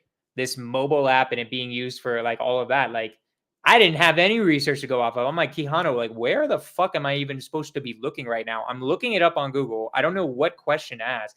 That's my point. Is I'm just saying, like, be fair, bro. Like, I'm going off of no research given to me, while you were going off of like research given to you with something like Trump. Just be fair and be like charitable of like, I am actually trying to figure out what is true and what isn't. Don't just assume because I couldn't find the research, it's just me trying to confirm my own worldviews. That's my point. That's the only thing I want to start with. Nah, I respect that. That's totally fair. I can totally respect. The only response that I would say then is I would challenge, if you would like, you don't have to do this. Count how many times when something questionable gets put out there, instead of leaving it neutral and saying both could possibly be true, your default is to, yeah, but let me just justify the side who hasn't earned my benefit of the doubt, right? I think if you're going to give humans the benefit of the doubt, like let's say Cap, right? Cap's always coming for me in the comments. He literally just did. But I still give the benefit of the doubt that even though he stayed capping at me, ooh, that's a bar. Even though he stays coming for me, I still give him the benefit of the doubt that he's a good dude, right? I don't even know if he's a dude. You might not be a dude. You should tell me if you're not a dude.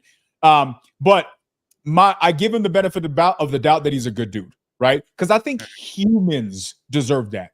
I don't believe systems deserve that necessarily. I don't believe governments deserve that. I don't believe politics deserves that.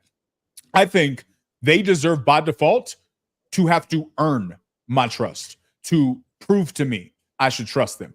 That's just my default. Now, maybe that is, maybe that's a jaded perspective. I don't know, but I just don't have a lot of evidence of them having my best interest at heart. What we do have is a lot of evidence of of appreciate you, dog. I do have a lot of evidence of the government constantly lying and switching up their story and not looking out for us and doing whatever's best for them. And 100% of the political elections making a bunch of stories about their values and then never actually running on any of those things once they get in.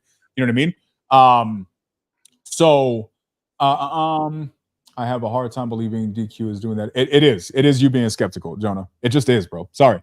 I mean, I went through it for Jonah's stuff when he brought it to me. I did. I legit tried to find it. And then I just came to the same conclusion that it's less of a January 6th issue and more of a narrative issue. They had a narrative to paint, and that was their focus, not January 6th in and of itself, because January 6th has happened a million times just in different locations. But that's not on the news in our face every single day and every single time we see a Trump commercial, right?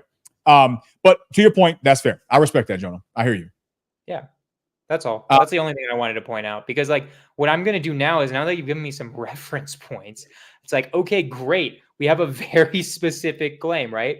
This video, whatever what it is, it was like 334,000 got social security numbers. Now I can be like, okay, through the CBB1 app, and like now I can actually like have a fucking reference point to start doing some research, right?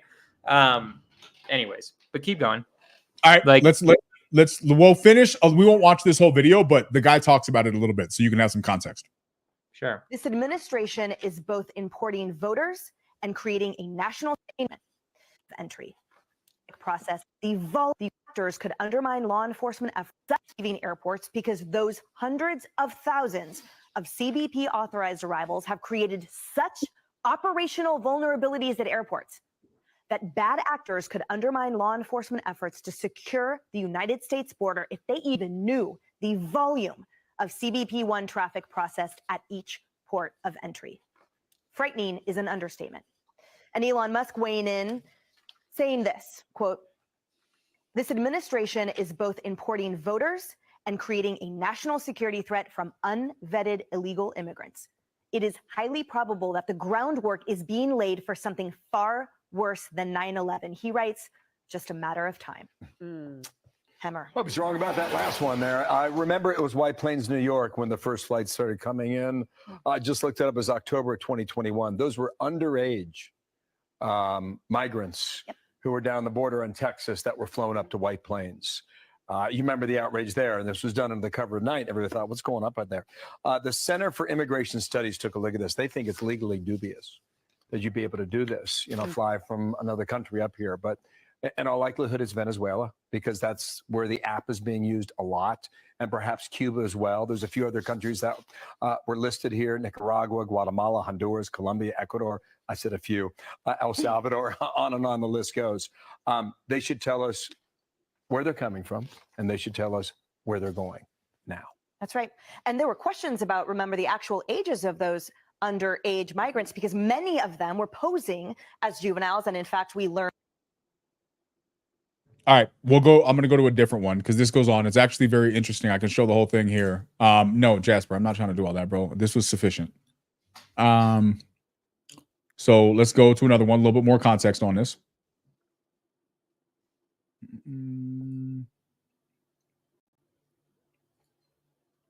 Were actually on certain recidivist lists that shouldn't be there. Wrong one.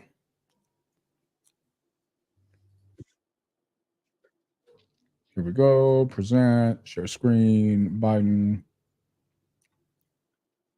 Now, a controversial Biden administration program is flying tens of thousands of migrants into the U.S. every month, and we're not quite sure where they're going.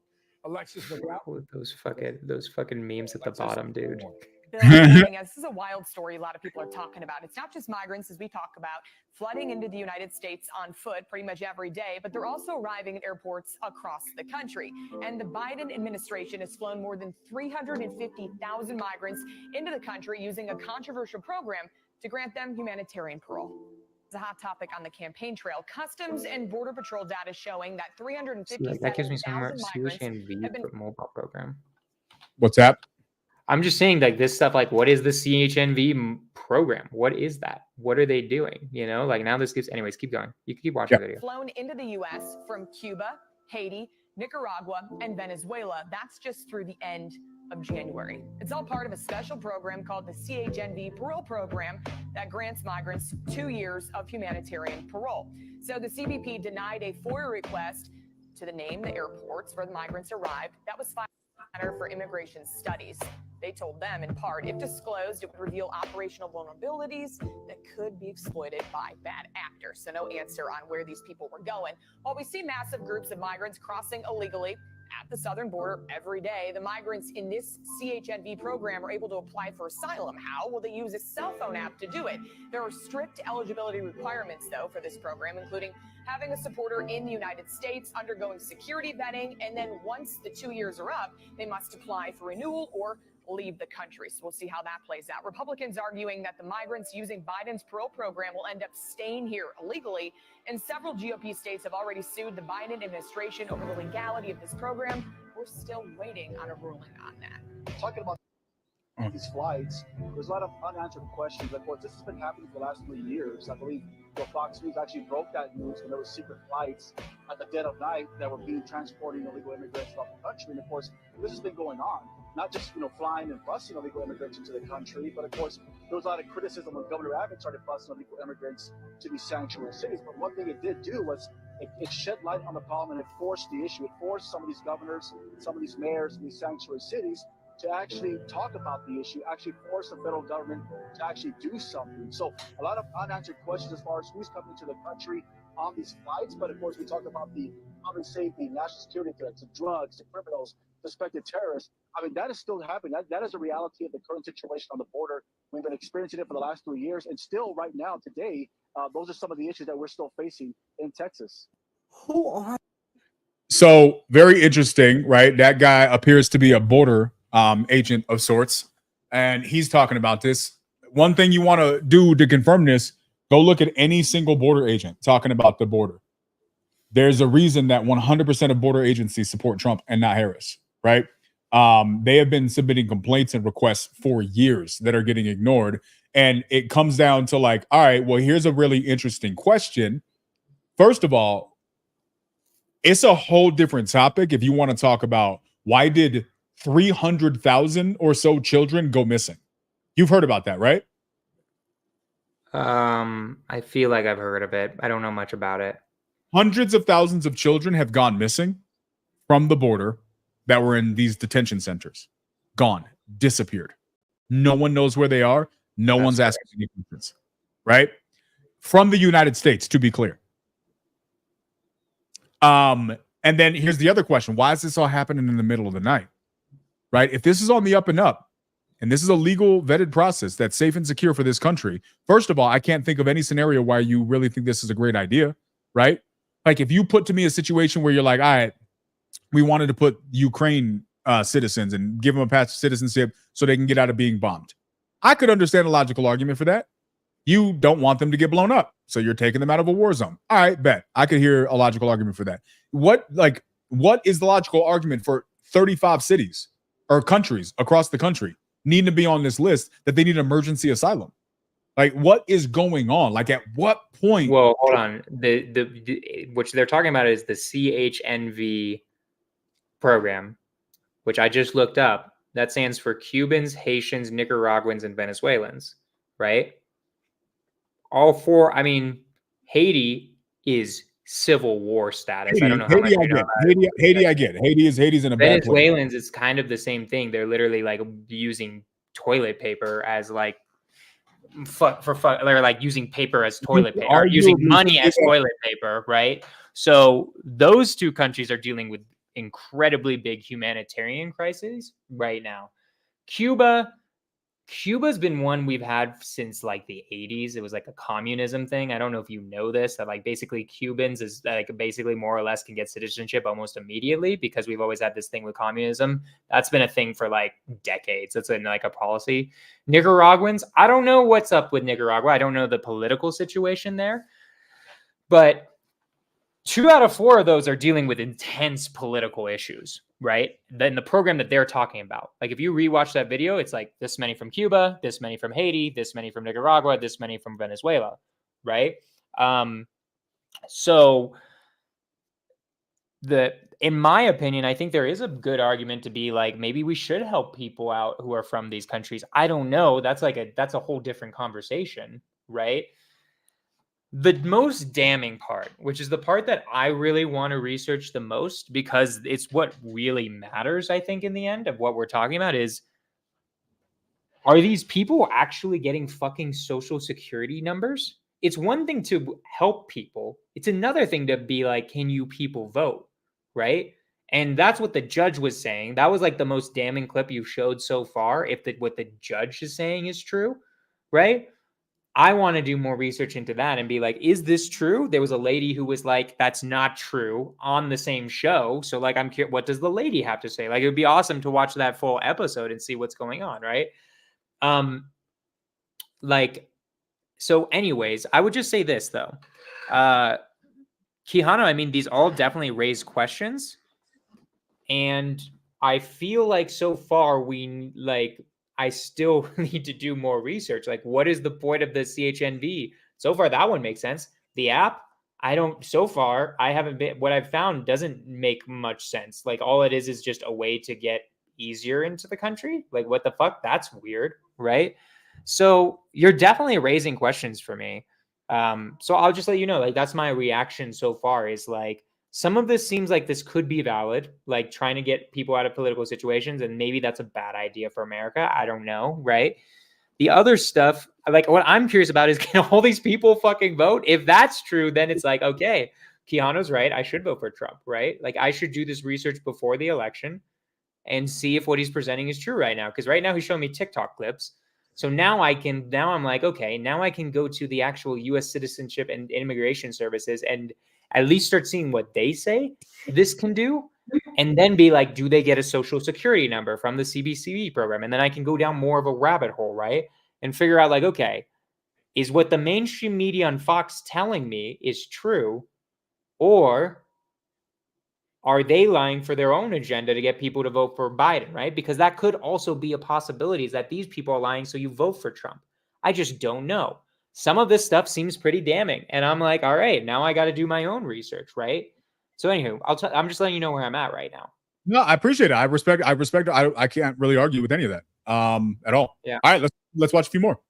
Plane carrying migrants from Texas arrived early this morning at Rockford's International Airport. And then they were loaded onto buses and sent to Chicago. They left the airport, Chicago Rockport International, about 3:30 in the morning with the intentions of coming here to Chicago, the loading zone that has been designated for bus drop-off. Here's some footage from our affiliate WREX in Rockford of Eastern Airlines Flight 3511 landing at Chicago Rockford International Airport. That was a few minutes after 1 o'clock this morning. On that flight, more than 300 migrants. It was a Boeing 777. It came from San Antonio, Texas, departed just after 11 o'clock last night. And we have yet to see those 8 chartered buses come into the city. Like I said, they left 3:30 in the morning, so it's been about 7 hours, and we don't really have any idea of where they are, but we do expect them to be in the city any moment now. All right, let's do Well, one that one's more. from Texas. Yep, but who's funding this? The Texas government. This one I researched because I was in Chicago, and I told you this in the WhatsApp chat. I was in Chicago and someone was like, dude, they are dropping buses off here. I'm like, okay, that's interesting. Let me start researching this. The governor of Texas literally is saying, I am the one sending the buses because Correct. fuck you Why? guys. Because fuck you, Democratic cities, for voting for pro-legal immigration stuff. I want this fucking border shut down. It can't be just Texas who pays for it. And I'm like, look, you know what? That's kind of somewhat of a fair argument. Like I get it. If you're going to be a Democratic city and you like these policies, you also like you got to bear the brunt of the illegal immigration, right? I'm like, I'm like, you know what? I sort of agree with that. Like that But makes then the sense. question becomes, who's paying for this? Nobody's Texas. concerned with it. But The okay, Texas why state. not just What do you send them back? Why not just send them back? Why not just send them back to Mexico? Why not send them back to Mexico? Why doesn't the Texas state government do that, you mean? Correct. You have people who are in the country illegally. Let's assume they're from Mexico or from whichever country.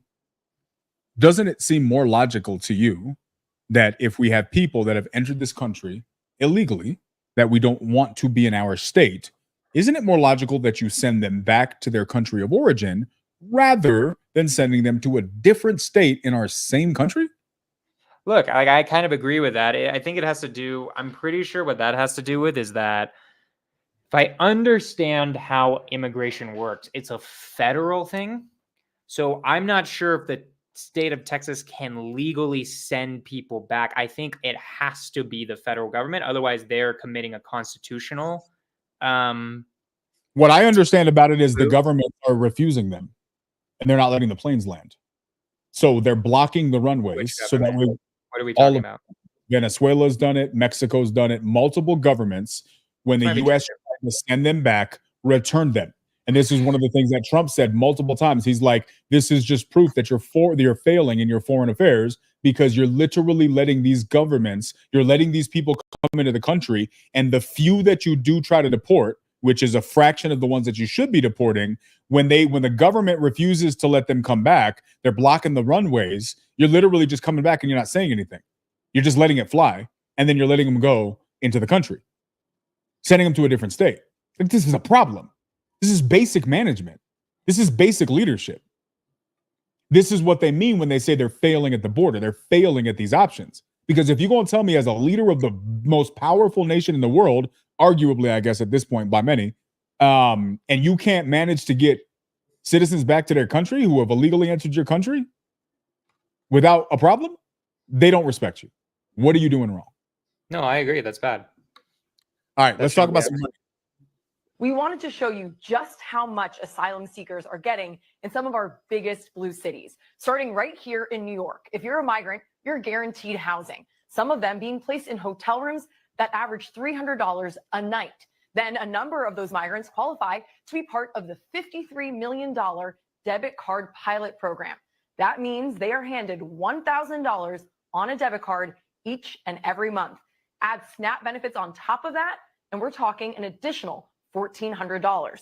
In Los Angeles, migrants are given full coverage health insurance and soon could also get $1,000 a month through the city's new guaranteed income pilot program, which is immigration status blind. That means you could get it even if you're not here legally. And in Chicago, they so far have spent $300 million since 2023 on migrants. That's on things like food and even laundry. As part of that spending, it's going towards rental assistance. If you're a migrant there, you could get up to $15,000. We wanted to show. Yeah, that's all true. Yeah. I knew about that. Let's go to this one. All right, here we go. I think one of these is the one that I've seen. I found a bunch of them. Right? Let's get away from the mainstream media to Cap's request. Exactly how she got here to the United States from Venezuela step by step. Sale uno de Venezuela, llega a Colombia, de Colombia sale para Capurganá, caminas dependiendo de cuánto puedas, llegas a la ONU en Panamá y de ahí solamente hay unos buses que te sacan de Panamá y te llevan hasta Costa Rica. De Costa Rica también solamente tienes permiso para pasar. Cuando llegas a Costa Rica para pasar a Nicaragua tienes que pasar escondido por trochas. Luego caminas como 2 horas, 3 horas, más que todo en la madrugada para que la policía no te vea. Luego llegas a Honduras. En Honduras también te tienen solamente en una parte donde tienes que salir de una vez del país. Llegas a Guatemala y es lo mismo. En Guatemala es las peleas porque los policías te quitan mucha plata para dejarte pasar. Ya cuando llegas a México es lo mismo, lidiando con que los policías te quitan plata para dejarte pasar. Y cuando llegas pues a la frontera tienes que lidiar mucho con carteles que te quitan a los niños, inclusive a las mujeres las secuestran. Y ya pues cuando llegas a la frontera, que ya pasas de este lado, digamos que sientes como un alivio. Okay. Wait, can we talk about that for a second? Let's do it. That was such a crazy journey. Like, Insane. In my opinion, I don't know how you feel about this. Maybe this is controversial. Someone who's willing to do all of that to be an American, that is probably more than to be real, maybe other than my serving in the Peace Corps, might be the only very patriotic thing that I've done that's like quote unquote serving America, but not really. I mean, you were in the military, so that's something, right? But like, I feel like the vast majority of Americans, that woman has done more to deserve being an American than like the vast majority of Americans. I Like, I'm listened to curious if you stories agree like- with that or not. Nah, I agree 1,000%, man. I mean, obviously, you don't want to make sure that the quality of the person that you get in here, you getting Sure. chased. But like somebody like this who Like, just seems like a goddamn. normal person, like you going through all of that, like I feel like you've earned it. You appreciate what you're getting way more than half these people complaining about the country and say they hate it here but won't go nowhere. Okay, I just want to make sure we agreed upon that, because like when I Yeah, see I that, agree I'm on that. like, God damn, bro, like you deserve to be an American. Like yeah, I get it. You're probably illegal and that's not great, but also like Jesus, like I feel like that's what probably most of these migrant trains are. And then it's like, I don't know, like obviously there's a problem with letting everybody in. You can't fucking let everybody in, just logically, right? And also like, I don't know. I feel like you deserve a medal for that. Like, holy shit. I don't disagree. I don't disagree. And that for me is kind of what I said at the very beginning. I just think there's a huge problem with our immigration process. I don't think that people who are willing to go through all that, I think they deserve the right to live the American dream, if you will. But like, where's the line? And I feel like this is what I mean when I say it's like it's over this whole tonight is over the line. Give me your thoughts on this. This looks like he's talking to all of the same people. So give me your thoughts. ¿Por cuánto tiempo han estado quedándose aquí en el Rojo Hotel? Yo llegué julio, ¿Cuántos meses es eso? como 7 meses. ¿Y han tenido que pagar alojamiento? No, nada, no he pagado nada. ¿Es 100% gratis? Sí. ¿Y le dan almuerzo, desayuno? Sí, sí, le dan cosas del niño, personales, nos dan pañales, lo que necesiten ellos. ¿Y ahí en el hotel hacen limpieza de las puertas? Sí, hacen. Sí, todos los días hacen limpieza, cambian las sábanas, hacen aseo. ¿Todos los días hacen eso? Sí, todos los días. ¿Han poder conseguir trabajo ustedes? No. Yo no. Si ustedes tuvieran un problema de medicina, ¿cómo podrían recibir ayuda con eso? Bueno, con una tarjeta, la del seguro de Medicare. Y nosotros tenemos la Metro Plus y eso nos abarca el seguro que nosotros necesitamos para los niños y también nosotros nos beneficiamos de eso. ¿Se sintieron apoyados gracias a nuestro presidente Joe Biden? Bueno, sí, porque si no estamos trabajando ni nada, él es el que nos está ayudando prácticamente. Entonces, ¿quién está apoyándoles en todo eso? ¿Sería el gobierno? Bueno, el gobierno. La verdad, el gobierno, pero no sé, en realidad no sé. Y ustedes saben que los ciudadanos de Nueva York que están pagando por todo eso, ¿cierto? Es su dinero, de los impuestos. No sé. ¿Supieron eso? All right. So thoughts on that? I mean, this is my problem with liberals is like there's you can have two kind of a heart, right? Where you're being so nice and so kind and like too like, oh my God, you went through all of that. Like, let's help you out. Let's give you like a fresh start in our new country, right? To a point where it's like, wait a minute, what the fuck are you doing for the people who are already here though? Right? Like, that's not fair to them either, right? So when I see that, I just see it as liberals have like two kind of a heart sometimes, where it's like it's a really well-placed intention, but also like, wait a minute, we're having issues funding homelessness with our own citizens. We're having issues funding health. Like I can't get, I have to pay for my own fucking healthcare. Why don't we have universal healthcare for our citizens, right? So no, I agree with that, but like at the same time, it's like, yeah, I disagree with the government doing that. And also, yeah, I just agree with that. And I also agree with Cap right there, because the Republicans did shoot down the goddamn border bill, but that's a whole nother thing, right? Different but conversation. in terms of that video, no, that's like being too kind. There's a certain point where you're being too generous. But here's the thing. My question is this: is that generosity or is that something else? Right? Because how did those people get here? Are those people on the list of the people who got flown into this country? So is it possible that those people?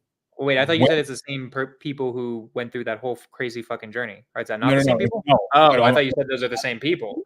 Possible, but here's the thing: like, we don't know. How do we know that these people didn't just come here on that same plane and now you're getting put up to what end? Right? And all of these people are going to be supportive of Joe Biden, right? He asked them their opinion on him here. So again, we don't know. But we do know that there are bills through these processes that potentially give them legality in this country. And the reality is if you walk up to a voting booth, I don't care what gray area exists in some legal bill. If you walk up to a voting booth with a social security number, they're going to let you go into that voting machine and push the button. It's just a fact, right? So at that point, what percentage of these people? So what you're telling me is it's possible that these people got flown into this country and now we're spending $1.7 billion just in a couple of states. Just in a couple of states. That's not the whole nation. Here's the key crux, in my opinion, to your argument that needs to be proven more. Because so far what we have is, out of the clips you've shown, there was, I think, like one, or like the judge or whatever, who's like, yeah, they're getting work authorization and therefore have a social security number. That's the most damning piece of evidence that needs to be researched the most, is like, because if they don't get social security numbers, right, then all this is too much kindness, in my opinion. Like, where it's like, hey, these people are coming from Venezuela, they live in a shithole country, haha. And then like they also what other countries? Stop. They have, like there is like an ethic to that, where it's like, yeah, I get it. Like, we should help out people, right? Like, it's a good thing to help out people, but then also you have to make that fair with like our current citizens, right? Which I totally agree with. The real crux of all of this that I really want to do research after this, because this is important to me, is in these legal programs, because this is like a thing, the CHNV program, this is like a thing. I'm going to like do research and be like, do you people get fucking social security numbers? Because if you do, then it's like, bro, what? Like, yeah, then they can vote. And then like that gives so much credence to your theory. It's for sure true. And here's the thing. If we agree, like, can we agree if something nefarious is happening, it's not going to be spelled out for us? Yeah, it's not going to be like in a, well, I mean, like it might, but it's not, this one probably won't, right? Like it can be, but this one probably won't. So it's Correct. like one of those things where like, yeah, I agree. Like, I really want to know if they get social security numbers, because then it's like, oh, that is a really easy way to game the system then. Right. And here's the thing. What I realize is that they're probably going to come up with all kinds of ways to deny that and skate around it. But here's what I know. If I know you're not going to give it to me black and white, super clear for me and make it simple for me, all I have is the ability to read between the lines. That's it. Right? Now, can I guarantee whichever conclusion I come to is correct? No. Right? But it's the same analogy that I gave you before. I can't guarantee that the dude in the hood with his hand in his shirt is going to do something bad to me. So the question is, do I want to risk it, or do I want to trust my deductive reasoning?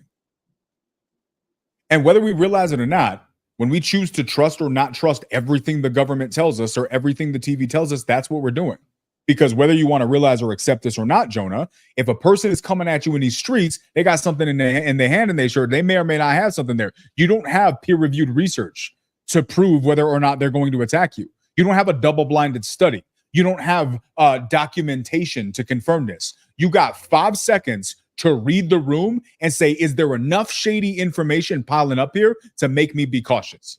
That is a life-saving skill, period. And it's a life-saving skill that we have lost in the West, because for the last generation, our biggest concern is how hot the soy in our latte was. We don't know what it's like to live in a world where our country is overtly lying to us.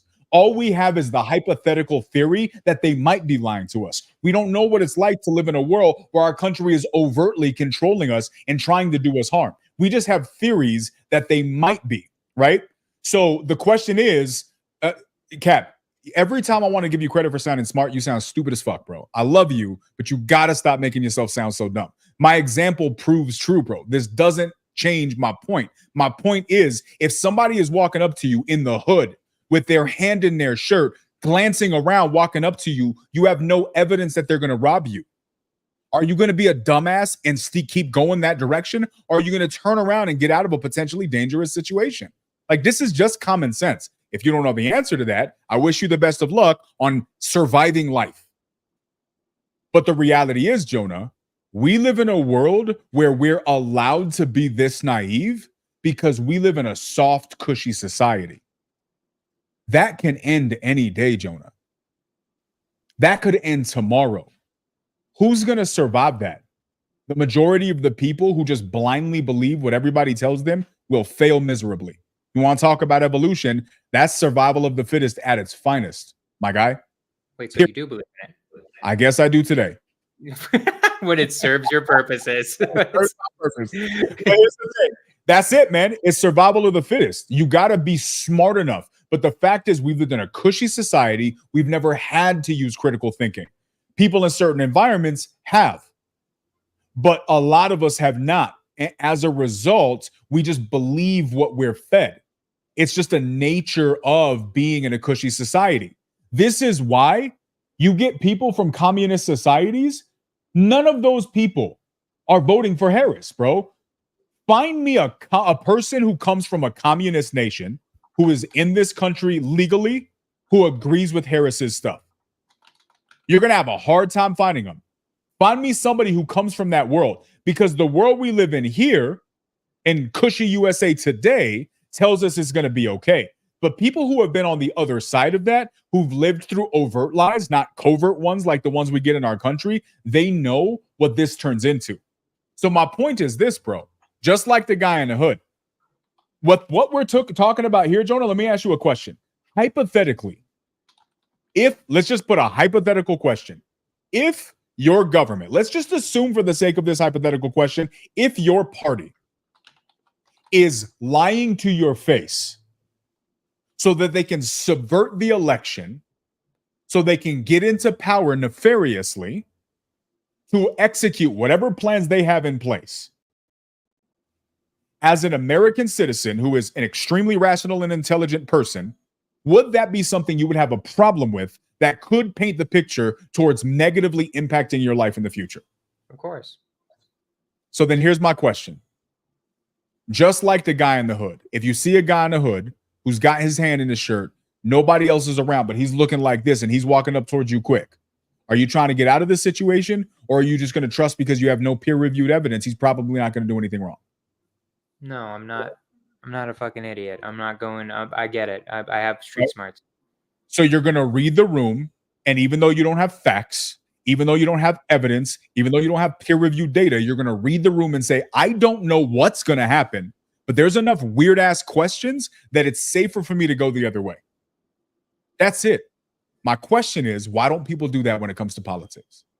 That's it. That's what's happening. But we blindly say, where's the evidence? By the time you get the evidence, you're already a victim, bro. I think it depends. I don't know if I 100% agree with that. I feel like it's like slightly, I think it's like not the same thing, right? I mean, like you have in that situation, you only have 5 seconds and your life is threatened, right? Like you have to make a split-second decision there, right? Ideally, if let's say you had the exact same situation, but you had 20 hours to do some background research on this guy, it would be better. What if you found nothing online? Right? What if you found nothing online? No, but like what I'm saying is that if you have the possibility to do the research and find evidence, it is a preferable option than going off your gut, right? Certain situations you just have to, right? Like if I'm in the hood, I'm like seeing a guy who might rob me, I am gonna stay away, right? Like it's just because I don't have time to do research. There's no time to find evidence. I just want to live, and it doesn't really matter that fucking much whether he's true or not. I just need to be alive. It's different when it comes to politics because we have plenty of time to do research, and we have we just have plenty of time to do research. Here's where it crosses over, right? Here's where it crosses over. Let me ask you a question. Let's say you do research on this guy. You found he has zero criminal record whatsoever. Does that change how you feel in that environment? Do you walk through next time?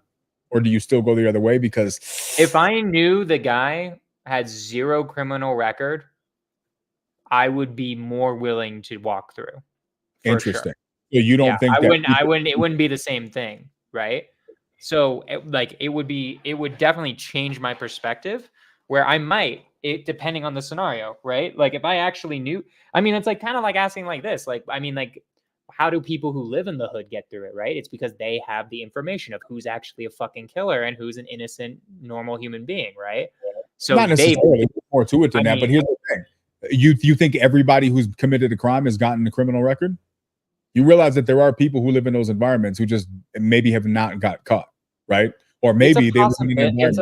It's a possibility, right? Like, I'm not saying it's not. Yes, I understand that not everyone has been caught, right? I understand that. I'm just saying that in comparison to knowing nothing and actually having some information, I am going to be more willing to do it. Now, would I do it in the end with only a criminal record in a criminal place?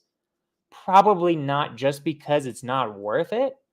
But if I switch it up and, like, let's say, I don't know, like, I'm just creating a scenario in my head right now. Let's say my sister got dropped off here, right? And you have to. And I have to pick her up, right? I'd probably do that anyways with the no information, right? Because it's a loved one. You have to, right? Yeah. Yeah, but it would make me feel so much better to know they don't have a criminal record, right? Like, it would relieve me. So, like, it's not nothing and it's not everything. I just don't think it's very analogous to politics. I don't think it fits. I think it is, right? Here's why. Because when you're looking at all of this stuff, the point is you're not going to get the truth, bro. Here's the reality. I told you about Diddy, that I knew about Diddy 15 years ago. You know what I was? A conspiracy theorist. Right? I was Cap's favorite word. Right? He felt super smart being a dumbass, being completely ignorant to the real world that's existing around him, because I pay attention to the stuff that you guys call conspiracy theories. Because evidence is evidence, even if it's not peer reviewed. Evidence is evidence, even if someone calls you a name for providing it. And there was evidence for decades about P. Diddy.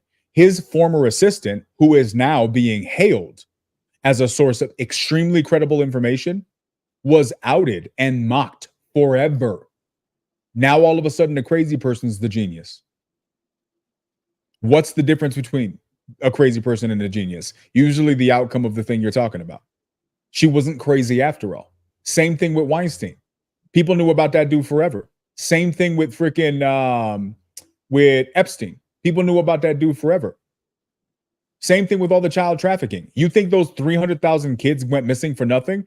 There was an overwhelmingly likely chance that 100% of those kids got trafficked or got into some other weird dark shit. It's just a fact. Does that make me a conspiracy theorist? Call me what you want. You sound dumb, not me.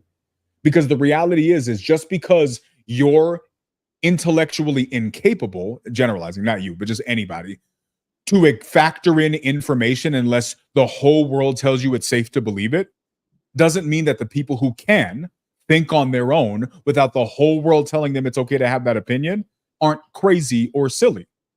If the information's there, the information's there. So what's my point? Bro, we've just watched 100 videos of extremely questionable information. And your default, and I'm not saying you're necessarily wrong for this, is to try to see if there's publicly safe and secure data to confirm this. Of freaking course there's not going to be, bro. There is no scenario where that's going to exist. Because if this is true, there is a scenario where this would exist. What I'm looking for is, do these programs give work social security numbers, right? So you're looking, this is a thing that would be, this part of it would be in the official program, would be like, hey, do these people get social security numbers from this work program? That's a thing that they're talking about. Bro, you're looking for a official path through which they are on paper publicly doing this. No, wait, let me finish this point. It's just so you understand fully, just at least, because I don't think you understand my point right now. I'm not saying I need right now the government, like a paper trail of Joe Biden signing saying, yes, I am purposefully bringing in illegal immigrants so they can vote. I don't need that. Like, that's not what I'm saying I need. What I'm curious about, because this would be in an official document, is when I get parole, whatever, when I apply for the CHNV thing, whatever, can I get a work social security number? A work social security number is a very official process, and there are only certain ways to get them. They would say whether you can get a social security number or not. I think that part would be there. They're not going to say whether you can vote or not, but they'll say whether you can get a driver's license or a social security or not, right? Like, for instance, I'm doing a little bit of research right now just because I'm curious. They're saying that, like, I'll just show you what this one thing says, is that, like, I'll literally just quote it for you right now. Unlike Ukrainian and Afghan parolees, CHNVs are not work authorized incident to their status. To be eligible for a work authorized social security number card, they may apply for an employment authorization documentation on Form USCIS Form I-765. So, for instance, they're saying it's possible to get a social security number, but they're not immediately given it, right? So I'm not saying what that necessarily means, but there are clues you can find in official documents, because the issue, Quijano, is I don't know if the news reporter is completely making up bullshit or not, right? So I need to cross-reference it with other things, right? And I need to bring all the evidence together. So I'm not saying that like you're 100% wrong. You've done a pretty good job of being like, you know what, this actually might be an incredibly big loophole that is a huge fucking concern, right? It's possible. I'm like much more convinced than I was before, whether you believe me or not. I believe you. I believe you. So like what I need to do is I need to now figure out, okay, all these programs, because they give me very specific things, CBV1 mobile app, CHNV immigration program. Can these people get social security numbers? Because I'm not an idiot. I know if I have a social security number, I can go onto the Colorado state website and register to vote today. Like I literally did this a month ago or 2 months ago. So my only point in all of that is that I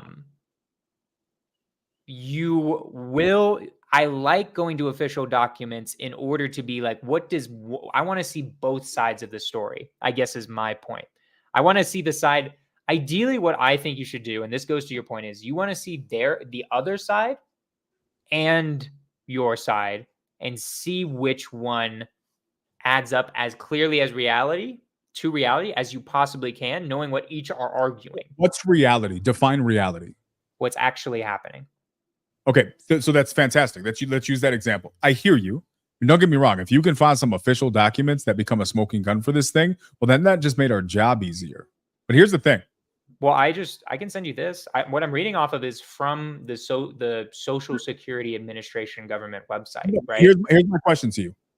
Is it pretty well established at this point that Diddy's been raping people of all ages for decades?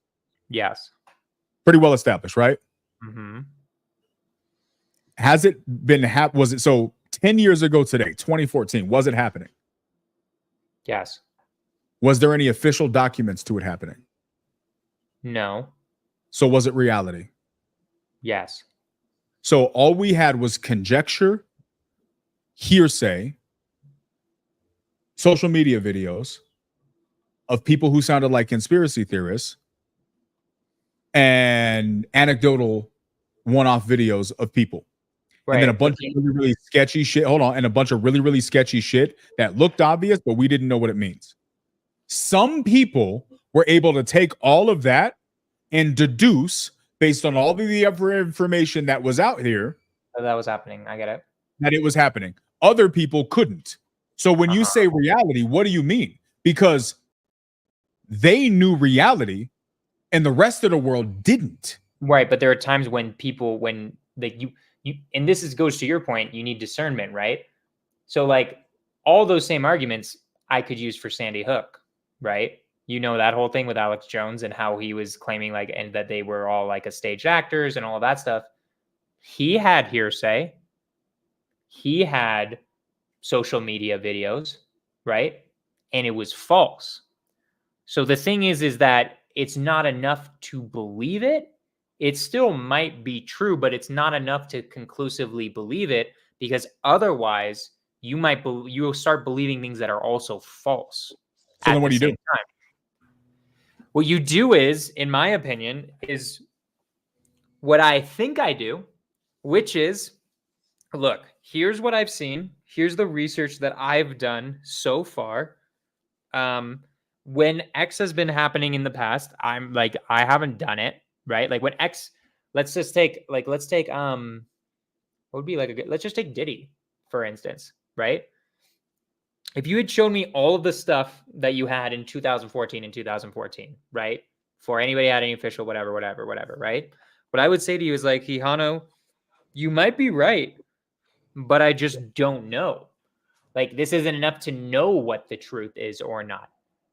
Yes, the truth was real, was Diddy, but it's not good to say this is definitely true, because otherwise, I think literally, funny enough, I think Sandy Hook was 2014.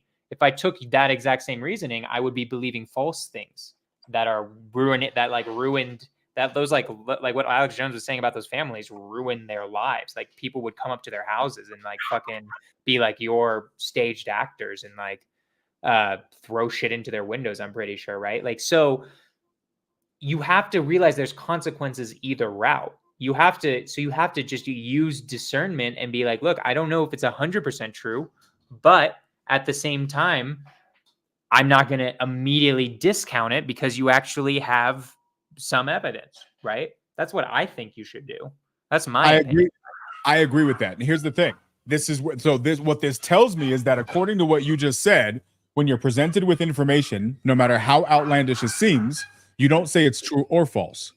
You just remain neutral on it. It depends on how good the evidence is, right? So what about like Alex Jones saying that like the government was testing the water to make frogs gay? Super crazy, right? Throw that in the garbage. Like, I would like, if I heard that, I'd be like, here's what I would say. Like, because that's a hilarious one, right? Like initially I'd be like, okay, it sounds like you're fucking with me, right? Like to be honest, I'd be like, okay, it sounds like you're joking. If you were serious and like, no, I seriously believe it, then what I would do is like, okay, like, what are you seeing that's making you believe that? Well, to be clear, that is funny.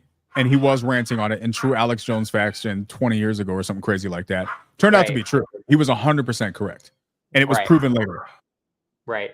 So basically, like, what you should do is be like, okay, what makes you think that? What are you seeing that is making you think that? And then I'm going to look at whatever you've seen to make you think that. And then I'm going to decide based on that whether I agree with you or not. Just in the same way as, like, if there's a homeless person on the street yelling that, you know, they're like, I don't know, like crazy homeless people shit, right? Like they're Jesus Christ in the flesh. I'm gonna be a little skeptical of that claim. I'm gonna be like, I'm obviously not gonna take time to investigate a homeless person, but also, like, if I actually wanted to know and this was somebody I like actually respected, I'd be like, okay, start explaining that to me, that you're Jesus Christ in the flesh, right?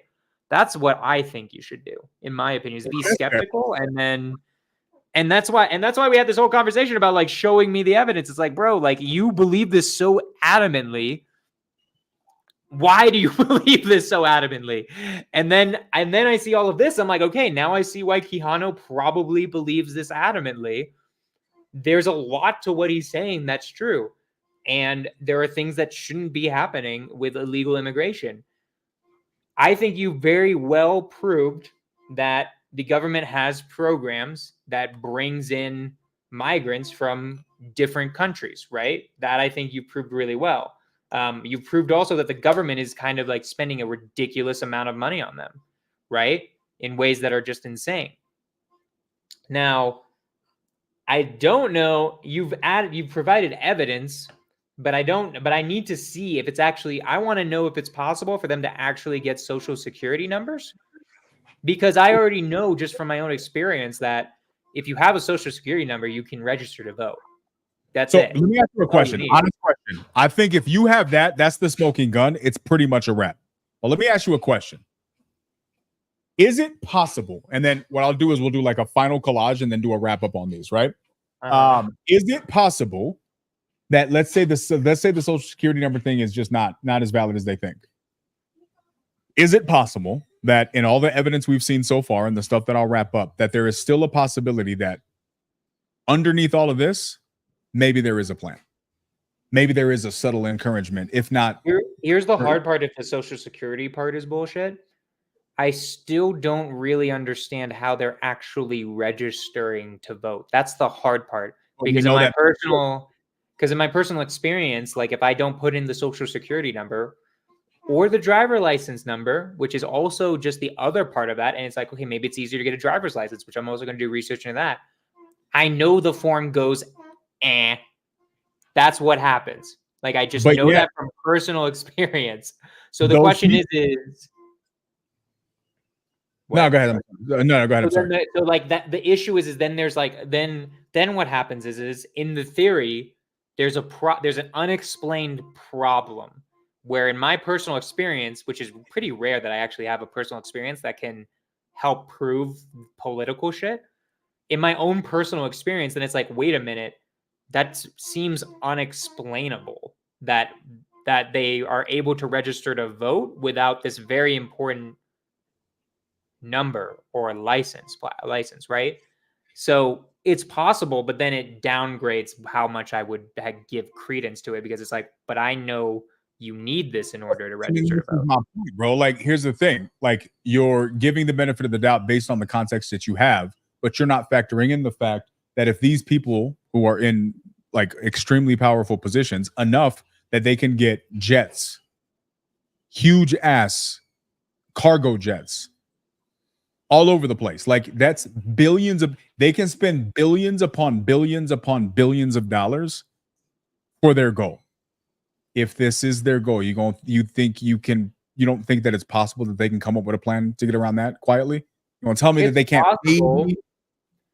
But it's also but like I'm at the same level as it's maybe not the same level because like Quijano, wouldn't it also be possible without the Social Security part? Like let's take out let's pretend let's just say I find the Social Security numbers bullshit. There's absolutely no way they get Social Security numbers. Let's just take that for a second, right? Or IDs. Let's just say for a second, right? Isn't it also possible then that because like this is how I kind of feel with my family with illegal immigration is like why do you let's just take a normal liberal, not the powerful elite. Why do you think they are like willing to vote for people who are like much more friendlier to illegal immigrants? It's because they believe you should be kind to your neighbor. You should be kind to people who are dealing with horrible situations, right?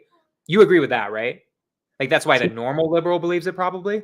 I don't think that's why. I actually don't think the majority. No, let me not put a number on it. I think there are a decent amount who think of it like that, but I would think that there is also a great amount who don't think about it at all. They're just aligning with party views without actually putting personal thought in. I'm talking about people who actually thought about it, right? I'm not talking about people who just don't give a shit. I think that's more than possible for sure. I mean, I'm just gonna tell you that's how liberals think because I grew up with liberals, right? Like I'm just gonna if you don't want to take my word for it, fine. But like I promise you, that's like what a regular liberal is thinking, right? So at that point, then it's like, okay, so all of the things that you definitely proved, which is like the government is paying for migrants to be staying in hotels, right? They don't have to clean, they don't have to work, right? All of that. And like all the programs you did with like California willing to give them down payments for housing, all that bullshit, right? That I don't agree with. I think it's a dumb idea. At that point, I'm like, okay, I think it's just as likely that it's misguided kindness as well. If the Social Security thing is bullshit, then it's like, okay, then I think what they're doing is it's misguided kindness by these Democratic politicians. Because A, they maybe believe it's actually the right thing to do, and B, it's what their voter base believes is the right thing to do, and in the end, politicians respond to voter bases. That theory becomes just as likely as your theory in my head. That's how I think of it, right? So, but if wait a minute, you're giving them Social Security numbers, what the fuck? Like, wait a minute, now that basically just lets it where they're allowed to vote immediately. If that's giving too much benefit of the doubt if you are doing that and it's like you never even thought potentially that's a possibility Yeah, and that's where I think And it's then just it's that. like, then it's like you're not an idiot though. So like, anyways, so that's how I view it right now. I'm just telling you my thoughts. Yeah, I mean, I think there's still a remnant of benefit of the doubt in that, but I hear where you're coming from. We'll do a final collage and we'll just comment afterwards. We'll wrap up. Yeah? I'm good with All that. right. Yeah. All right, bet. I'll go through a handful and we just won't say anything in between. Some of them be just similar situations here. Let's see.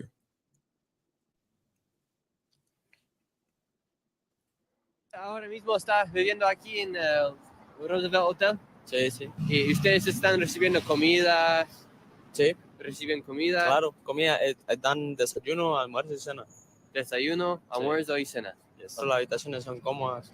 ¿Y cuánto tiempo lleva aquí en los Estados? 7 meses. 7 meses. Sí. ¿Y por cuánto tiempo ha estado aquí? 7 meses. Usted ha estado ahí por 7 meses quedándose. Sí. Y es gratis, ¿cierto? Pues sí, la ayuda del gobierno, de aquí del gobierno de Nueva York. All right, let's do the next one.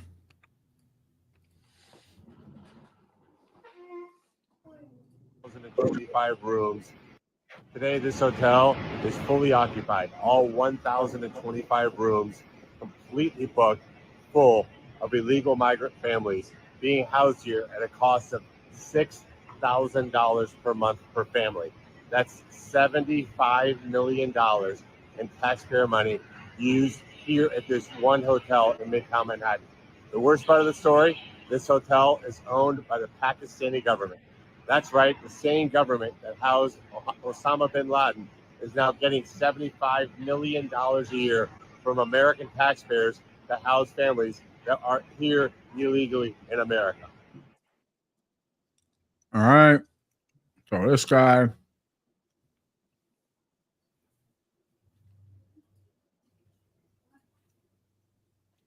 The center where all the migrants come in, and then from here, they are dispersed into all the other shelters. And I'm going to share with you guys how much these hotels are making off the migrant crisis here in New York City. Between the Row, Roosevelt, and Watson Hotel, there are 2,952 rooms at a rate of $300 per night. That is $885,000 per day, $6.2 million per week, and $26.6 million per month. All these families right now that you see here on the street of New York, they just got kicked out of the hotel room and now they're getting moved to another one. This happens literally every day. People get kicked out of the hotel, more people are brought in, and then they're kicked out onto the streets into another hotel room.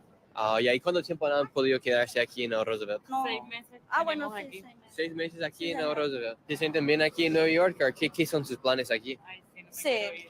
Nos vamos para Houston el martes. ¿Y ellos pagan para sus aviones, sus vuelos? Sí, estábamos haciendo eso. Hoy están haciendo los trámites por Entonces, eso. el hotel paga por sus vuelos para ir a otro lugar o es el gobierno. Sí. Okay, wow. Donde ya nos sentamos a gusto. Ok. Ustedes pueden decidir, pueden tomar la decisión de dónde quieren ir. Sí, claro, eso. Okay. Y de ahí ellos pagan para que vayan a cualquier Sí, nos ciudad. brindan ese apoyo también, sí. All right, let's do this You know what I one. keep thinking when I'm watching this? I have such a fucked up idea. I put it in the WhatsApp chat. I don't know if you saw that. No, let me look it now. I'm like new exit strategy. Like I want $6,000 per month. Oh, the of next my strategy, work. dog. Like dude, if I could get $6,000 per month on my houses in Colorado Spring, bro, like why not? I mean, bro, government, Joe Biden, dog, I will easily Chris, house a dog. migrant family for $6,000 a month. Are you crazy? That's Anyway, come on. an exit for sure. House Speaker Mike Johnson and other conservatives Bro, I are wanna- pushing for the SAVE Act to be attached to a spending bill extension in order to avoid a government shutdown. And Johnson has this message for anybody who might oppose that move. Let's see if they have the guts to tell the American people they want illegals to vote in these elections. Since Joe Biden and the borders are Kamala Harris opened that border, we believe the actual number is about 16 million illegals that come across the border. If just a small percentage of them register to vote, which you know many of them have already, they can throw the election. This is serious business. So to be clear, Jonah, I would research that guy as well. Basically, what he said was that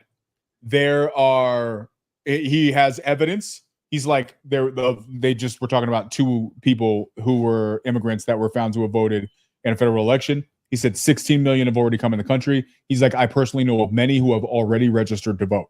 That's his whole thing. He's standing on the fact that Biden is putting them in a position where they are not citizens and are already registered to vote and are already in the process of doing that. That's his whole thing.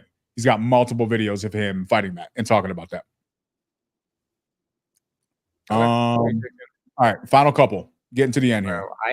I am like I cannot believe those fuckers are getting $6,000 a month for some room. I'll give you a whole house.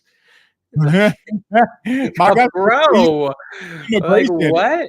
You don't want to live in Colorado Springs? Here you go. This is your state, dog. I believe this is even real. But California just passed a law making it illegal to require voter ID in any election at all in California. Newsom signed it into law last week. It's illegal to require an ID in any election, even a town council. And a friend of mine who lives in Palo Alto was like, "Is this actually real?" And he went to like vote in like some city council election. He tried to show them his ID, and they said, "We're not even allowed to look at your ID." So throws out your whole thing about let me research and make sure that they have the right to do it. They can't even look at it, right? Wait, what? What are you talking about? Like I know California doesn't. Yeah, I know California doesn't allow IDs. But I don't understand what you're saying. Okay, never mind. Let's just finish these videos. We'll talk after. City is giving $4,000 to migrant families staying in shelters in an effort to move to permanent housing. 65,000 migrants are currently in city shelters, and the city is paying $388 per day per migrant household. The city spent $5 billion on migrants in the past 2 years. So this program is meant to alleviate some of those costs by incentivizing migrants to move. The grant, worth up to $4,000, aims to cover moving expenses, security deposits, first and last month's rent, and essential household items. The money comes from what the city says is unused funds from their homeless budget. And if a migrant returns to a shelter, they won't be eligible for the grant a second time. So far, 150 families have benefited from the grant program. In the past 2 years, more than 200,000 migrants have arrived in New York City. So like that video, I don't necessarily agree. Like, I actually don't think that's necessarily the worst idea. Like there is, I think there, at least my opinion is, I think there should be some support for someone who is in this country now, right? I know that's for possibly illegal immigrants, but at the same time, like, do we really just want illegal immigrants on the street just starving to death and not able to speak English? Like, I don't know. Like that one, there's like a point where it's like too generous. And then there's a point where it's like, okay, maybe we actually should do something, especially if it's from unused funds in the homeless budget. Like if the homeless don't need that much money, that might not be the worst idea. I'm just going to throw it out there. I don't know how I feel about that. Okay. So let's talk about. Damn, how many fucking videos do you have, dude? But there's only two more. Okay. 2 more after this one, and then we're done. The NYPD says these are suspected members of the ruthless Venezuelan gang Tren de Aragua, which has been infiltrating the U.S. for the last 2 years. NYPD Assistant Chief of Detectives Jason Savino telling me it is believed this video was made while the gang members were in Ecuador, and its purpose is to recruit new members. Then, when you fast forward, you see the same individuals where? In Times Square. So that's our concern. The NYPD says Tren de Aragua has been making it over the border with the migrant influx and is getting established in New York. What we do see is they are trying to grow. The gang has gone from petty crimes like shoplifting and stealing cell phones and jewelry to all-out shootouts in the streets. Alleged gang member Bernardo Raul Mata recently confessing to police that gang members are being instructed to shoot police officers. Mata is charged with shooting 2 officers after they stopped him for riding a moped the wrong way on a one-way street in Queens. In court, an assistant district attorney revealing what Mata told investigators about the gang. Tren de Aragua members are smuggling firearms into city shelters inside food delivery packages. That way they don't have to go through the metal detector. Guns being smuggled into migrant shelters in food delivery packages that are not being screened. The gang violence is escalating. All right. Here we go.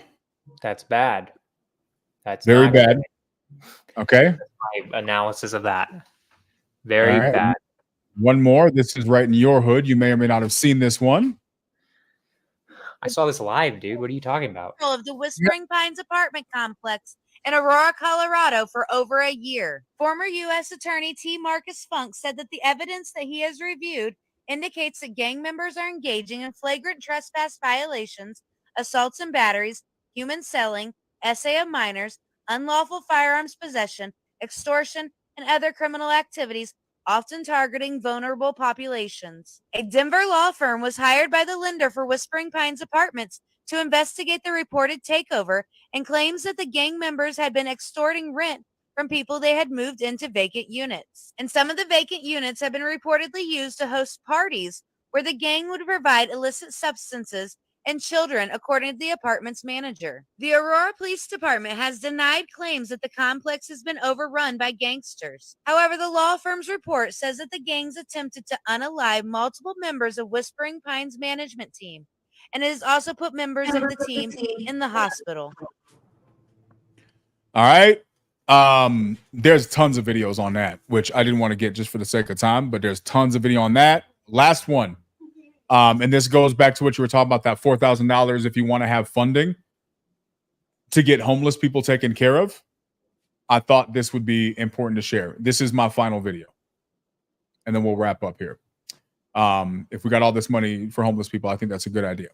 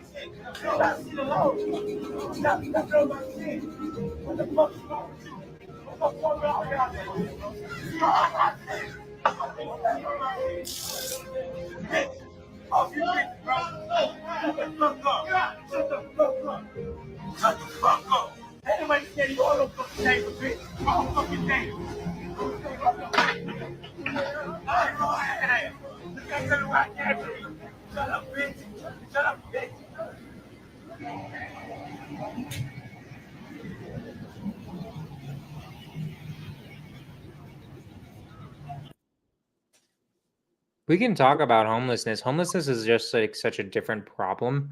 The Now, issue with homelessness is that Go ahead. like people think it can be solved with funding. That's like not a that guy's life is not going to be solved with more money, right? That's the issue with homelessness. Gotcha. We So can do a whole opposite on that. Your logic is it makes sense to you to give $4,000, maybe $4,000 a month to give homeless migrants who are sleeping on the streets with all of their belongings, just like this guy was. That makes sense. But you need to have 6 cops surround this dude, kick his shit all over the place, and threaten to arrest him so he could leave where he was. Where the fuck is his $4,000? I would say this, like, I don't know, because I don't know the specific situation. I know, for instance, I know this because I lived in downtown San Francisco, right? I like literally lived around homeless people were constantly around me. In San Francisco, you can get at any point a bed and food every single day at a homeless shelter. And some don't choose to do it because they have mental health issues, right? I don't know with this guy, right? I agree that like if like there's a homeless person who's like, hey man, I want $4,000, and then there's a migrant who's getting $4,000, we should give it to the homeless person first. I'm just saying that homelessness is a much more complicated issue than just money. But I agree with you in essence, right? Like if you can, if they don't have that same program, yes, I agree, right? Here's my issue, man. Like this is where it just becomes, and this is just my opinion, it's intellectually lazy. Right? Like it's just intellectually lazy. Yes, homelessness is a complicated issue. Just like immigration is a complicated issue. Somehow we got billions upon billions upon billions upon billions of dollars to fly in immigrants, to bus them from state to state, to house them in top tier hotels, to give them breakfast, lunch, and dinner to allow them to choose, I don't want to go to this state. I want to go to a different state. There's another video here which I didn't show. It shows Jonah bags upon bags. I'm talking about hundreds of garbage bags of food. I can show it if you want me to. Of the news going out there and reporting, and they said, what is that food? This is the food that the migrants didn't like. So they're throwing it in the garbage. It's perfectly good food. Hundreds of bags of perfectly good food. That food didn't get given to the homeless people on the street. This is New York City. You can walk 5 feet and find a homeless person. They didn't do that. They didn't have the funding for that. But they got the funding for millions of dollars a day to put these people up in nice high class hotels and pay for breakfast, lunch, and dinner, and then throw the food they don't like in the garbage. But homelessness is a complicated issue. I don't know their situation. Like, I understand what you're saying. I'm not saying you. I'm saying in general. But this is the weak ass argument that we as citizens who we talk about supposed to have deductive reasoning just sit here and swallow. Like, at what point do we stop? Like, at what point do we stop and say, all right, like, how many videos do we, this ain't even half of the videos I found. Not even half. Not even half. And that's not an exaggeration, right? Because I just took the time to do the thing, right? So, Cap, bro, unless you want to come up here and present some sort of a logical argument, all you're doing is making yourself sound dumb, bro. And I mean that as respectfully as possible. Trump was not flying in through corporate jets immigrants into the country and then letting the federal government pay for them to have millions of dollars a day of housing and food. And then when they wanted to leave, flying them to another location to put them up there. Show me one example where that happened under Trump. I'm sorry, bro. You come in here, you talk a lot of trash, and you allowed to do that. Everybody allowed to come out here. But at some point, you got to respect when you sounding dumb, bro. So if you want to come up here and show me an example where Trump did this, I'll happily eat my words. And I'll apologize right to your face. But Trump never did this. It did not happen. Now, was homelessness solved under Trump? Nope, it wasn't. And he's just as at fault for that. I don't know what Trump did for homelessness. I got no clue what Trump did for homelessness. And if Trump did nothing for homelessness, that's a problem he should fix if he gets elected again. Right? Because there should be no reason we got this many vacant houses in this country and we got people sleeping on the streets. Now, to your point, some people want to be on the streets. You can't help somebody that does not want to be helped. That is an entirely different situation. They have mental health issues, right? You know what I mean? There are mental health issues. There are all of these different issues. So if we bar the exceptions, somebody in Haiti is in a war-torn, civil war, basically type country. It's extremely dangerous. You want to provide humanitarian support to them? I'm good with that, right? But if you can do that, why can't you provide a solution for homelessness in America? At least for those who are willing to be helped. And the reality is it just doesn't exist, not at scale. And if one small city goes through the process of getting localized funding to be able to make that a thing, that's fantastic. I don't know the exact numbers on this, but I wouldn't be surprised if you told me that there's equal funding by private funding through private nonprofit organizations as there is on federal funding for homelessness, because the government doesn't put effort into it. So then this just goes to my final point here, bro. This goes to my final point. Why are they doing all this? Not all of those people were from Haiti. Not all of those people were from war-torn situations. Many of these people come from different countries. Why are you spending this much money? Why? Why is this worth billions upon billions upon billions of dollars? Why do they need to get put into nice-ass hotels and given full meals? Why do these things need to be put up here? Like, why is that a real thing? But we can't solve our own people's issues.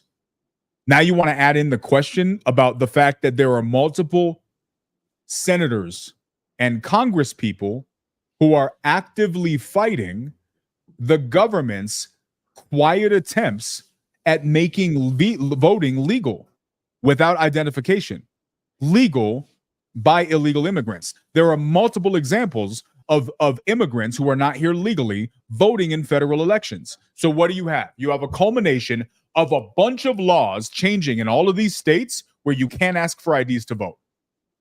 Simultaneously, you have multiple members of the government who are putting information out there, passing bills that are making the process of voting for illegal immigrants much more simple, including the one that is for municipal elections, as well as a very cryptic bill that was passed by Biden himself that seems to potentially allow illegal immigrants to vote in You're talking federal about the elections. executive action. The executive order, correct, which is cryptic. Neither one of us have a clear action of what that means, but the implication is there. We don't know what that means, but it is an implication at best. All right, bet. So you got that.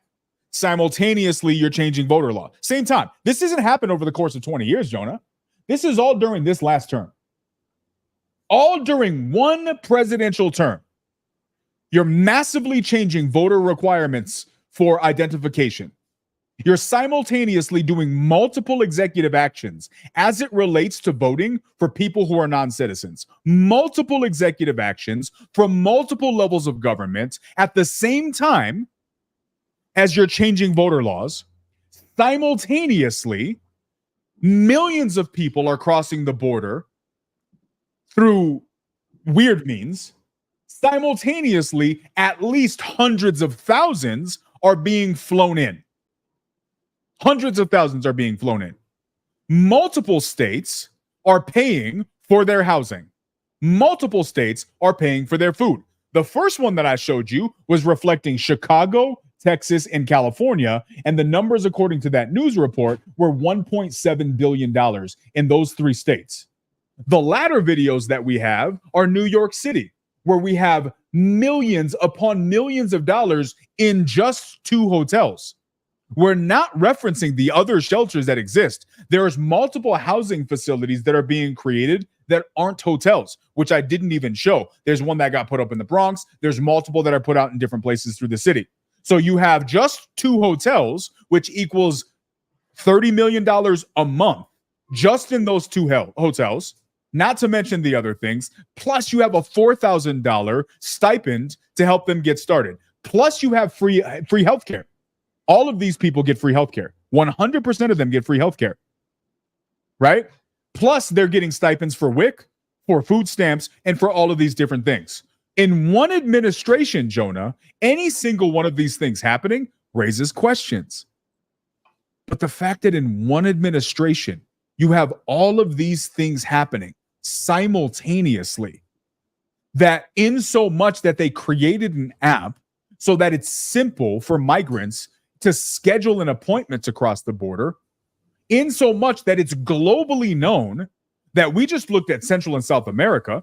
I didn't include China, which this equally happens for Chinese people. I have a whole video that walks through how they're doing it from China, as well as India. So the whole world outside of the US knows that they can come into this country unencumbered.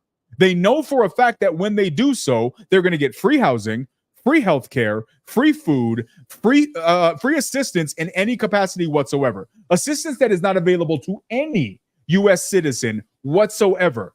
Oh, by the way, we got a lot of really cryptic laws being passed around voting and around requirements for identification for voting. And all of this has happened in the last 3 years. No one finds that odd. No one finds that coincidental. And the 80% of the left doesn't even know it's happening. Motherfuckers in India know this is happening. People in Honduras know this is happening. But people in San Francisco are oblivious. And they're calling the people who are pointing this out silly conspiracy theorists. Here's the summary, bro. We don't know exactly what this means. None of this gives a clear answer. I can agree to that. I can admit that. None of this gives a clear answer. You are correct. But in my opinion, if our brains cannot use some simple deductive reasoning to acknowledge that this is really freaking coincidental and extremely suspicious for it all to happen in the last 3 years of one administration to this degree, and not wonder that, okay, well, if they were doing something nefarious, they sure as heck wouldn't tell us. Well, then how would we find out?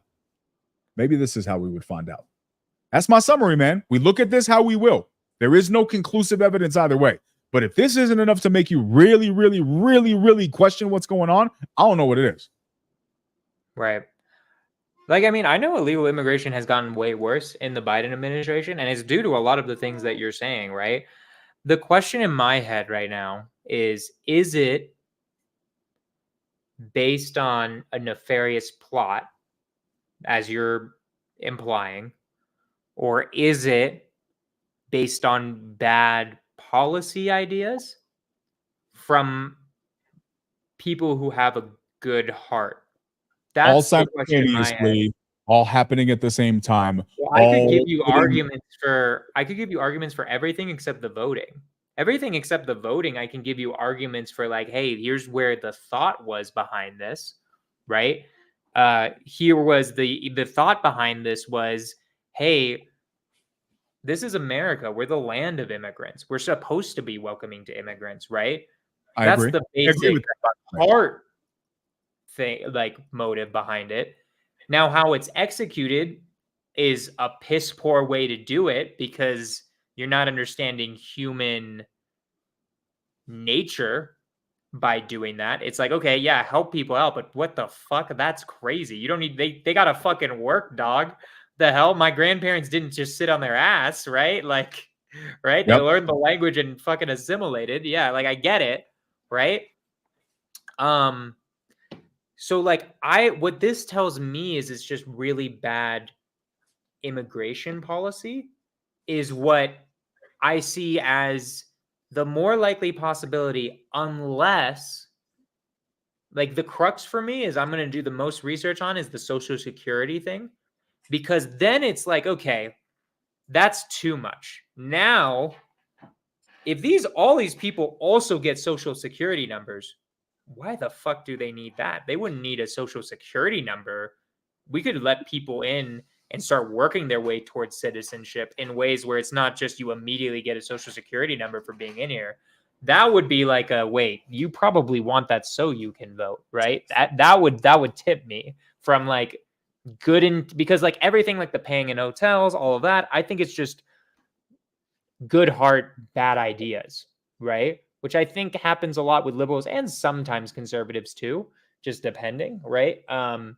But the question is it a nefarious plot, or is it bad policy that is trying to solve a problem that we haven't been able to solve because of what Cap's saying, which is Congress won't fucking pass an actual immigration bill that actually solves this shit instead of just kicking the buck down. So the president is doing half-ass measures, right?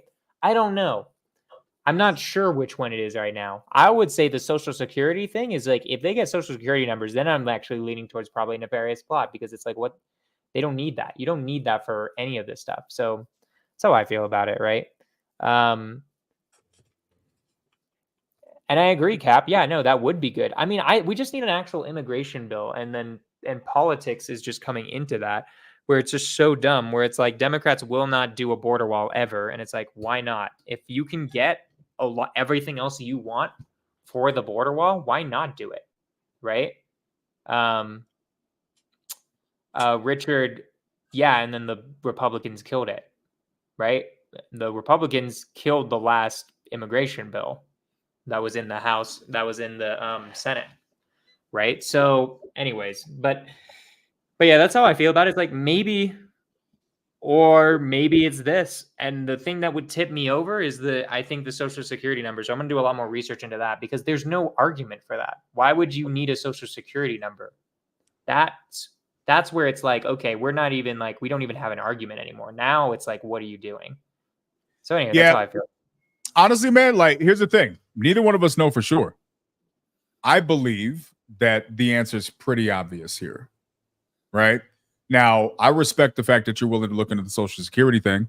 And honestly, if it's that simple, well, fucking kudos. You know what I mean? Like, that just made everything simple. You know what I mean? If they can get an ID, which, to be clear, if you can get an ID, you can register to vote while you're getting your ID, right? So if you can get an ID, or if you can they ask you to register to vote while you're getting your ID. I remember doing that.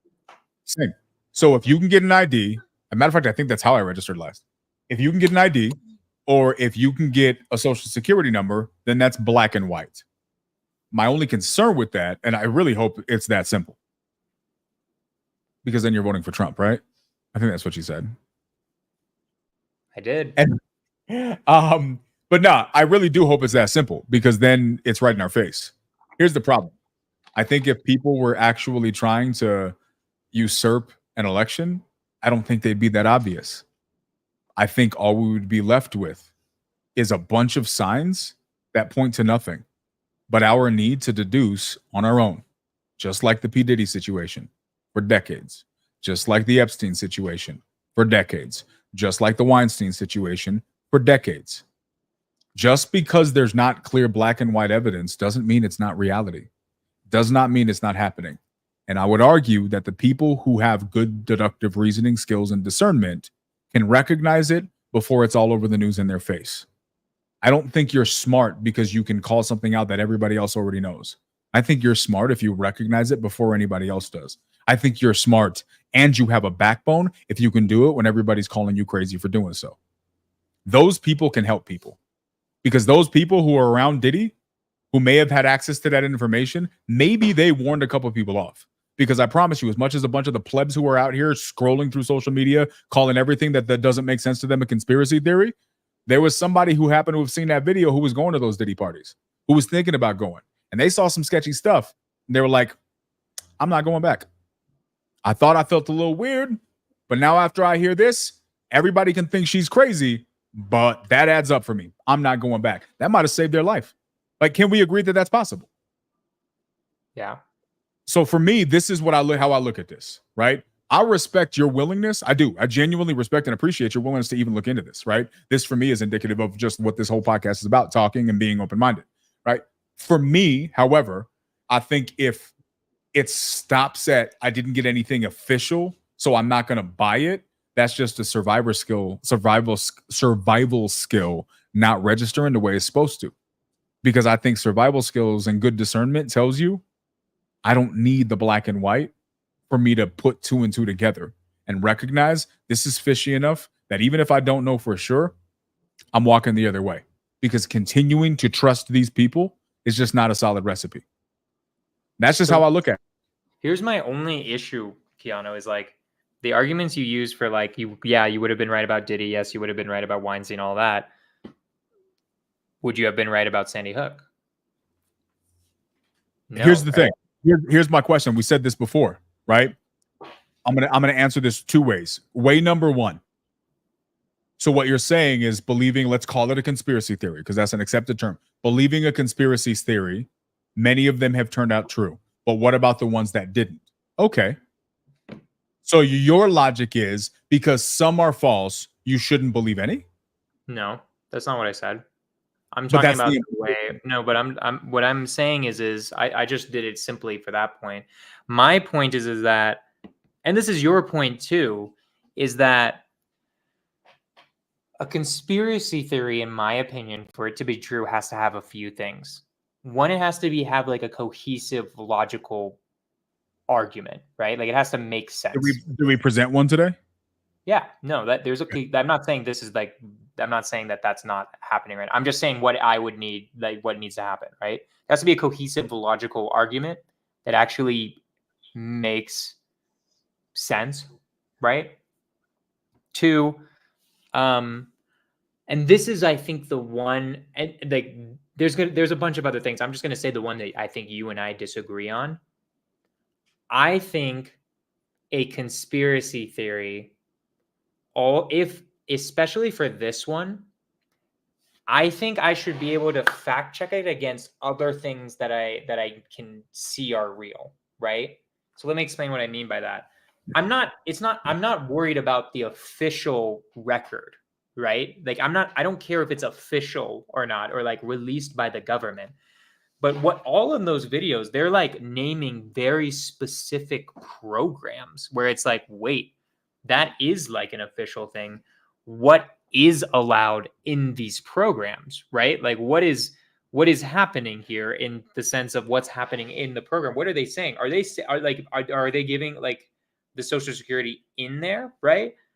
If they're not, then I'm left with, okay, it's possible, but I can't corroborate it with something that is. I can't corroborate it outside of the news story that is being shown, right? So now I got to say, okay, I know liberals who believe that like illegal immigrants we should take care of. Maybe, and probably not to that extent, but to an extent, right? Maybe the president believes the same thing, or maybe it's something nefarious. Now, maybe you think I'm being naive. I know you do, right? But at the same time,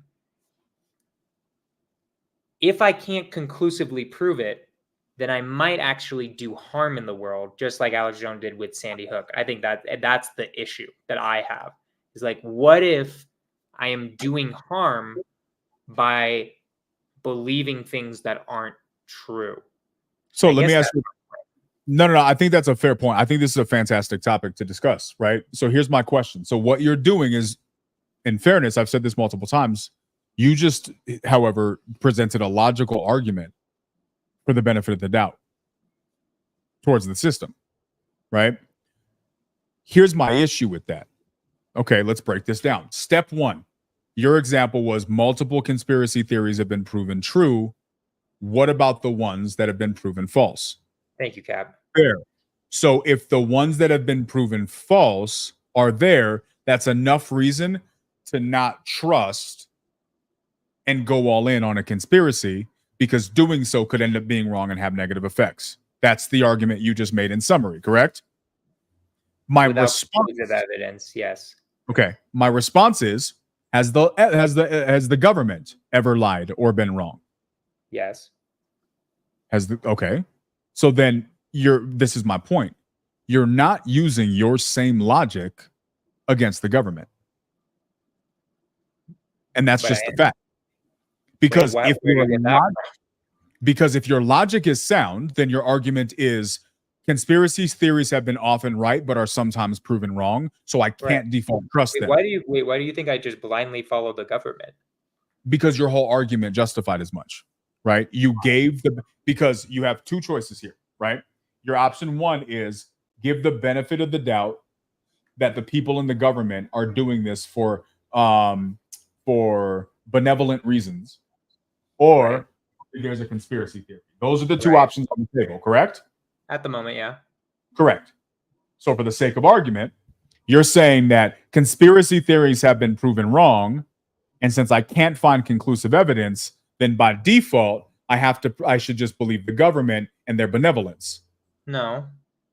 That's kind of what I'm also not believing the government either necessarily, right?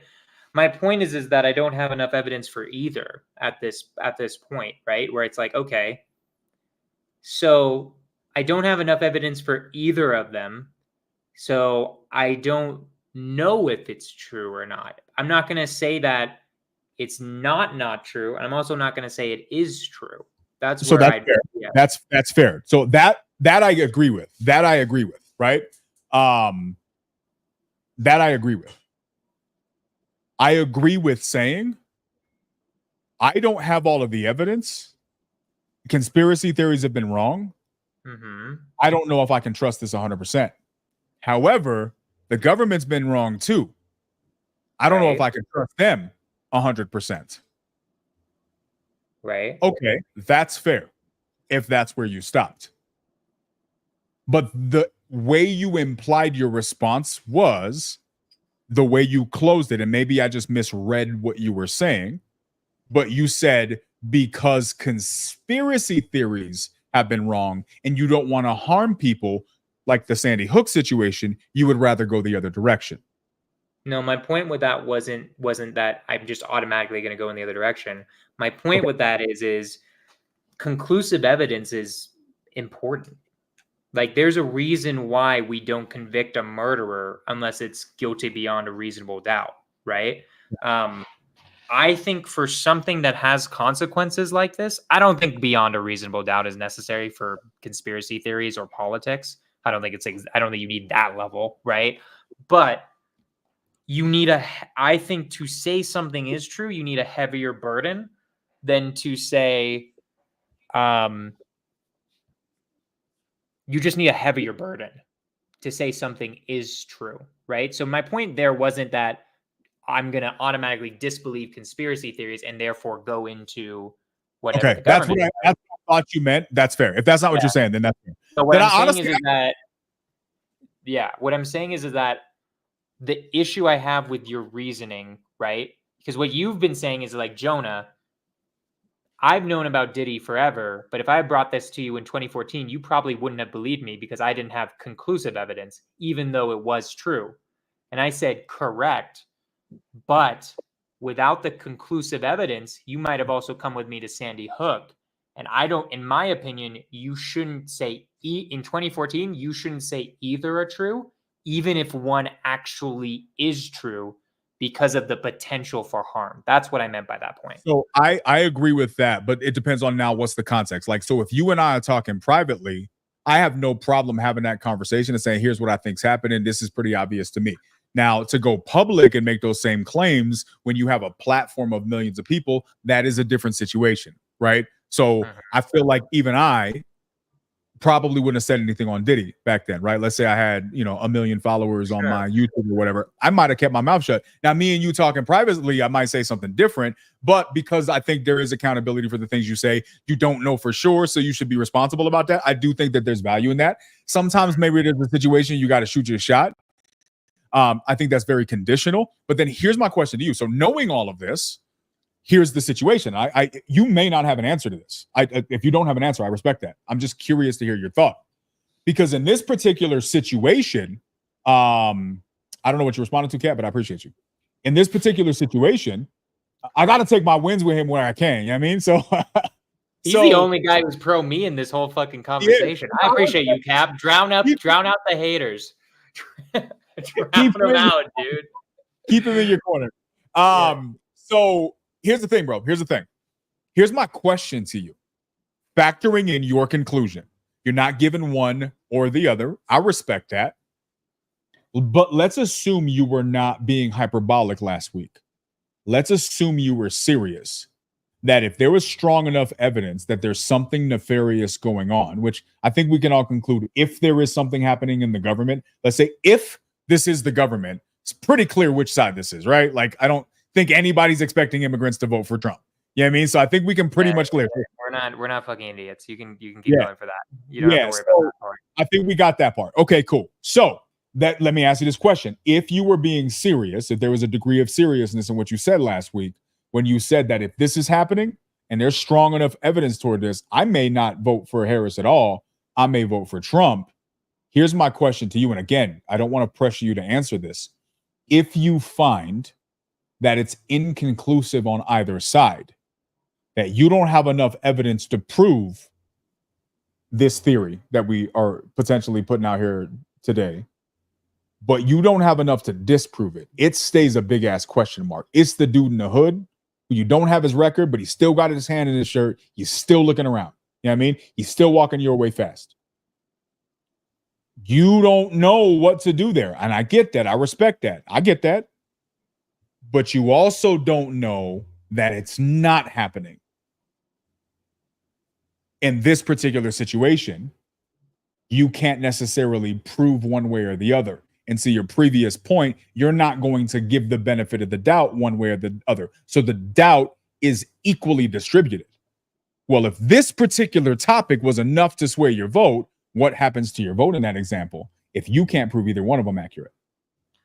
So in my opinion, the January 6th shit we did last week is Trump pointing a pistol at my fucking head saying, give me your money. I think that is conclusive, is the thing, right? Okay. That's the issue that we're dealing with, is that when we go back to other issues, that is conclusive in my head of like, no, this guy's trying to fucking rob me right now. Very obviously, right? You disagree. You're giving him the benefit of the doubt of like, I don't know, some lawyer bullshit or whatever your argument was last week. I just think that's basic logic. I think you're giving him insane benefits of the doubt, but let's not rehash that conversation. Sure. Let's not rehash that conversation.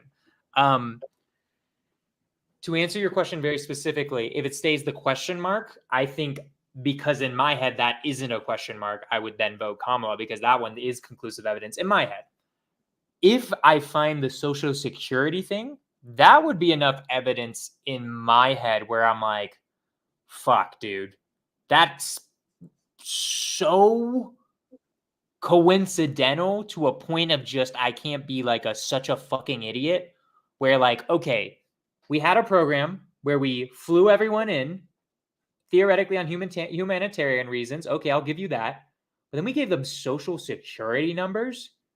What the fuck, right? Like that would be like a point where it's like, dude, you're going too far. Now now there's no argument on the other side where I'm like, that would be so close to conclusive evidence that it would sway me enough, right? So that's why I'm gonna do more Social Security. I'll be honest with you, and I'll let you know in the WhatsApp chat, right?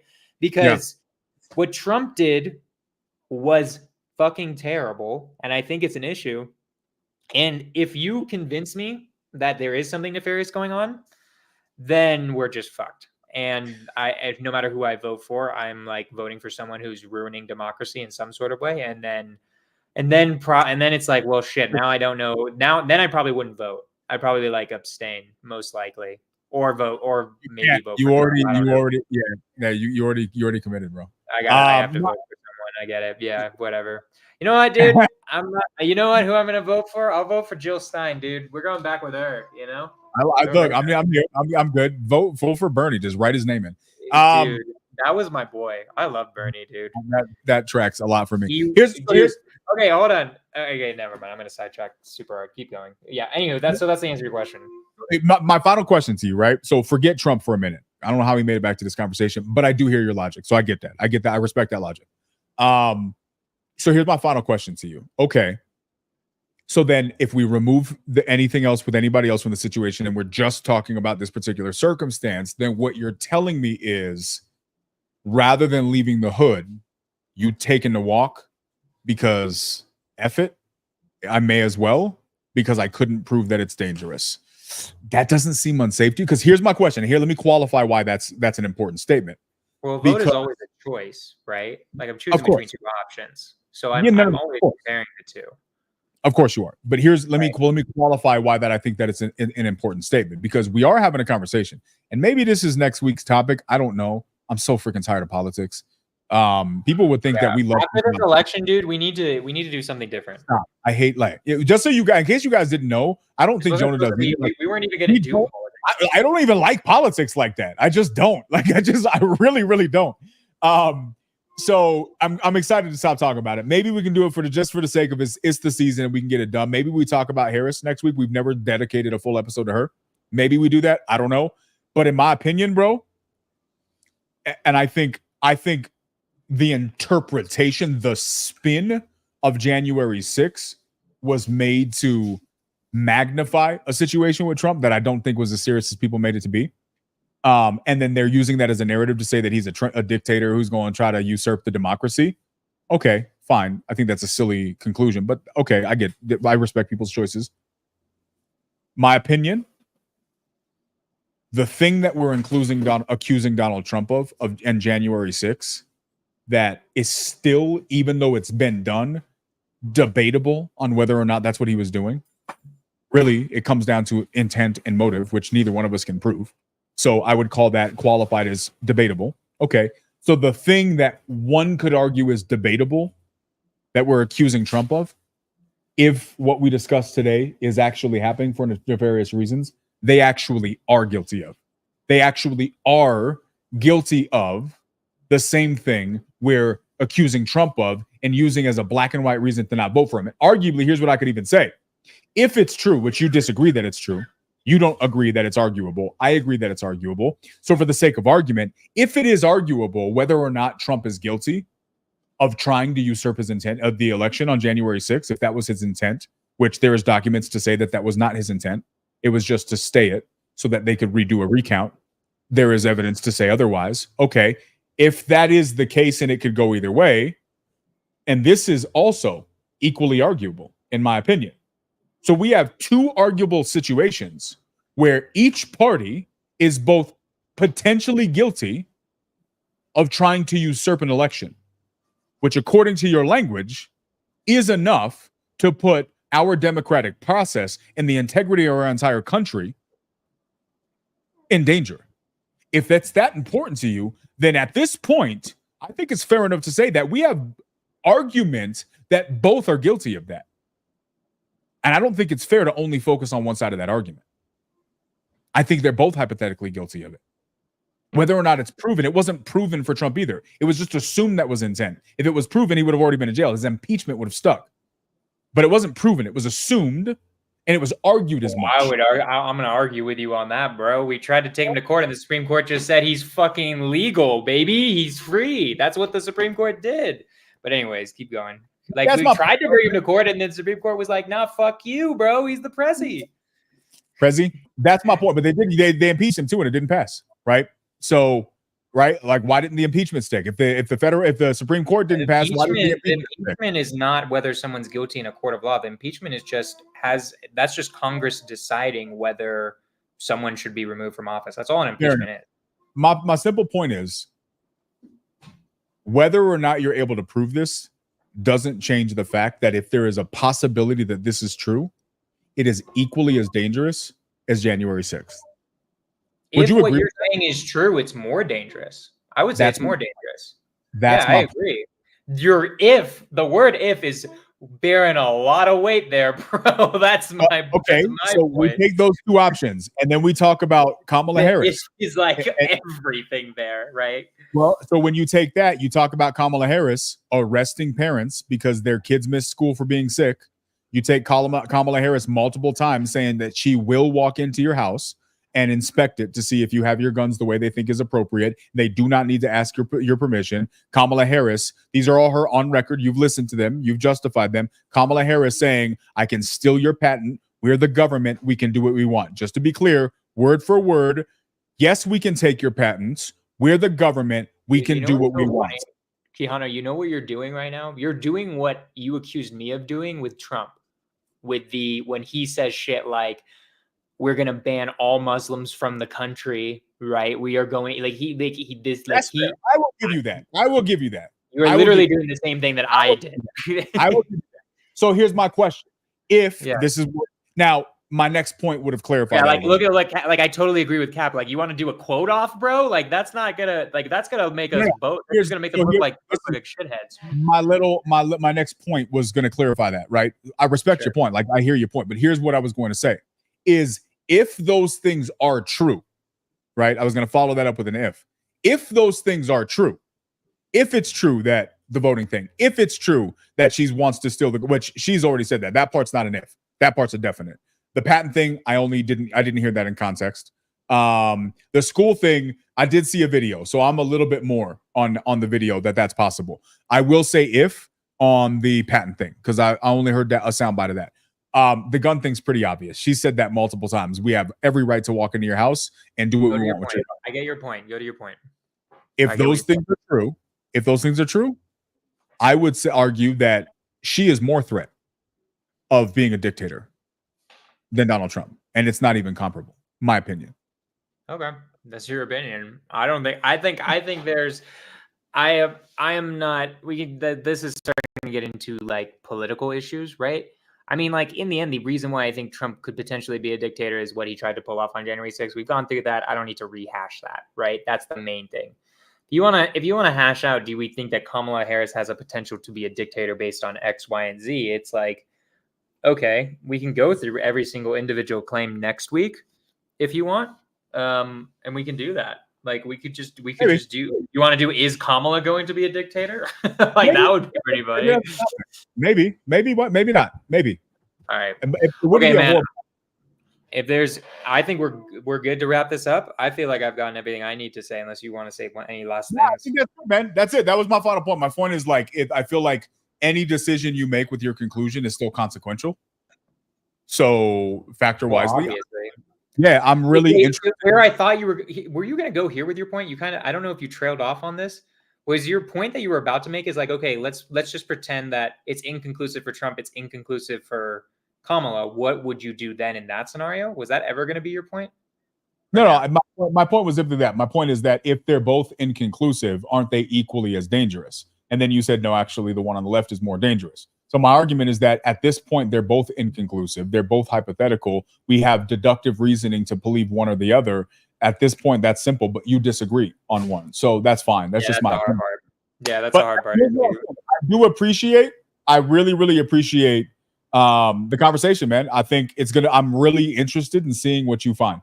And like now I have a reference point for doing research, which I didn't have today. So I'm like, where the fuck am I supposed to go? It's like, okay, now I got like I wrote down the names of these fucking programs they're talking about, right? Like I literally wrote them down on my notepad, right? CBB1 app. Like I have things to go off of now where I can like actually do some research. So yeah, man. No, I appreciate the conversation. And yeah, Cap, just buy Keanu's sales course or whatever the fuck, you know? That part, closerscollective.com. Cut that. Every episode at this point. Closerscollector.com. All right. Don't appreciate you now. Give us your thoughts in the comments if you agree or disagree, or if you think we're idiots.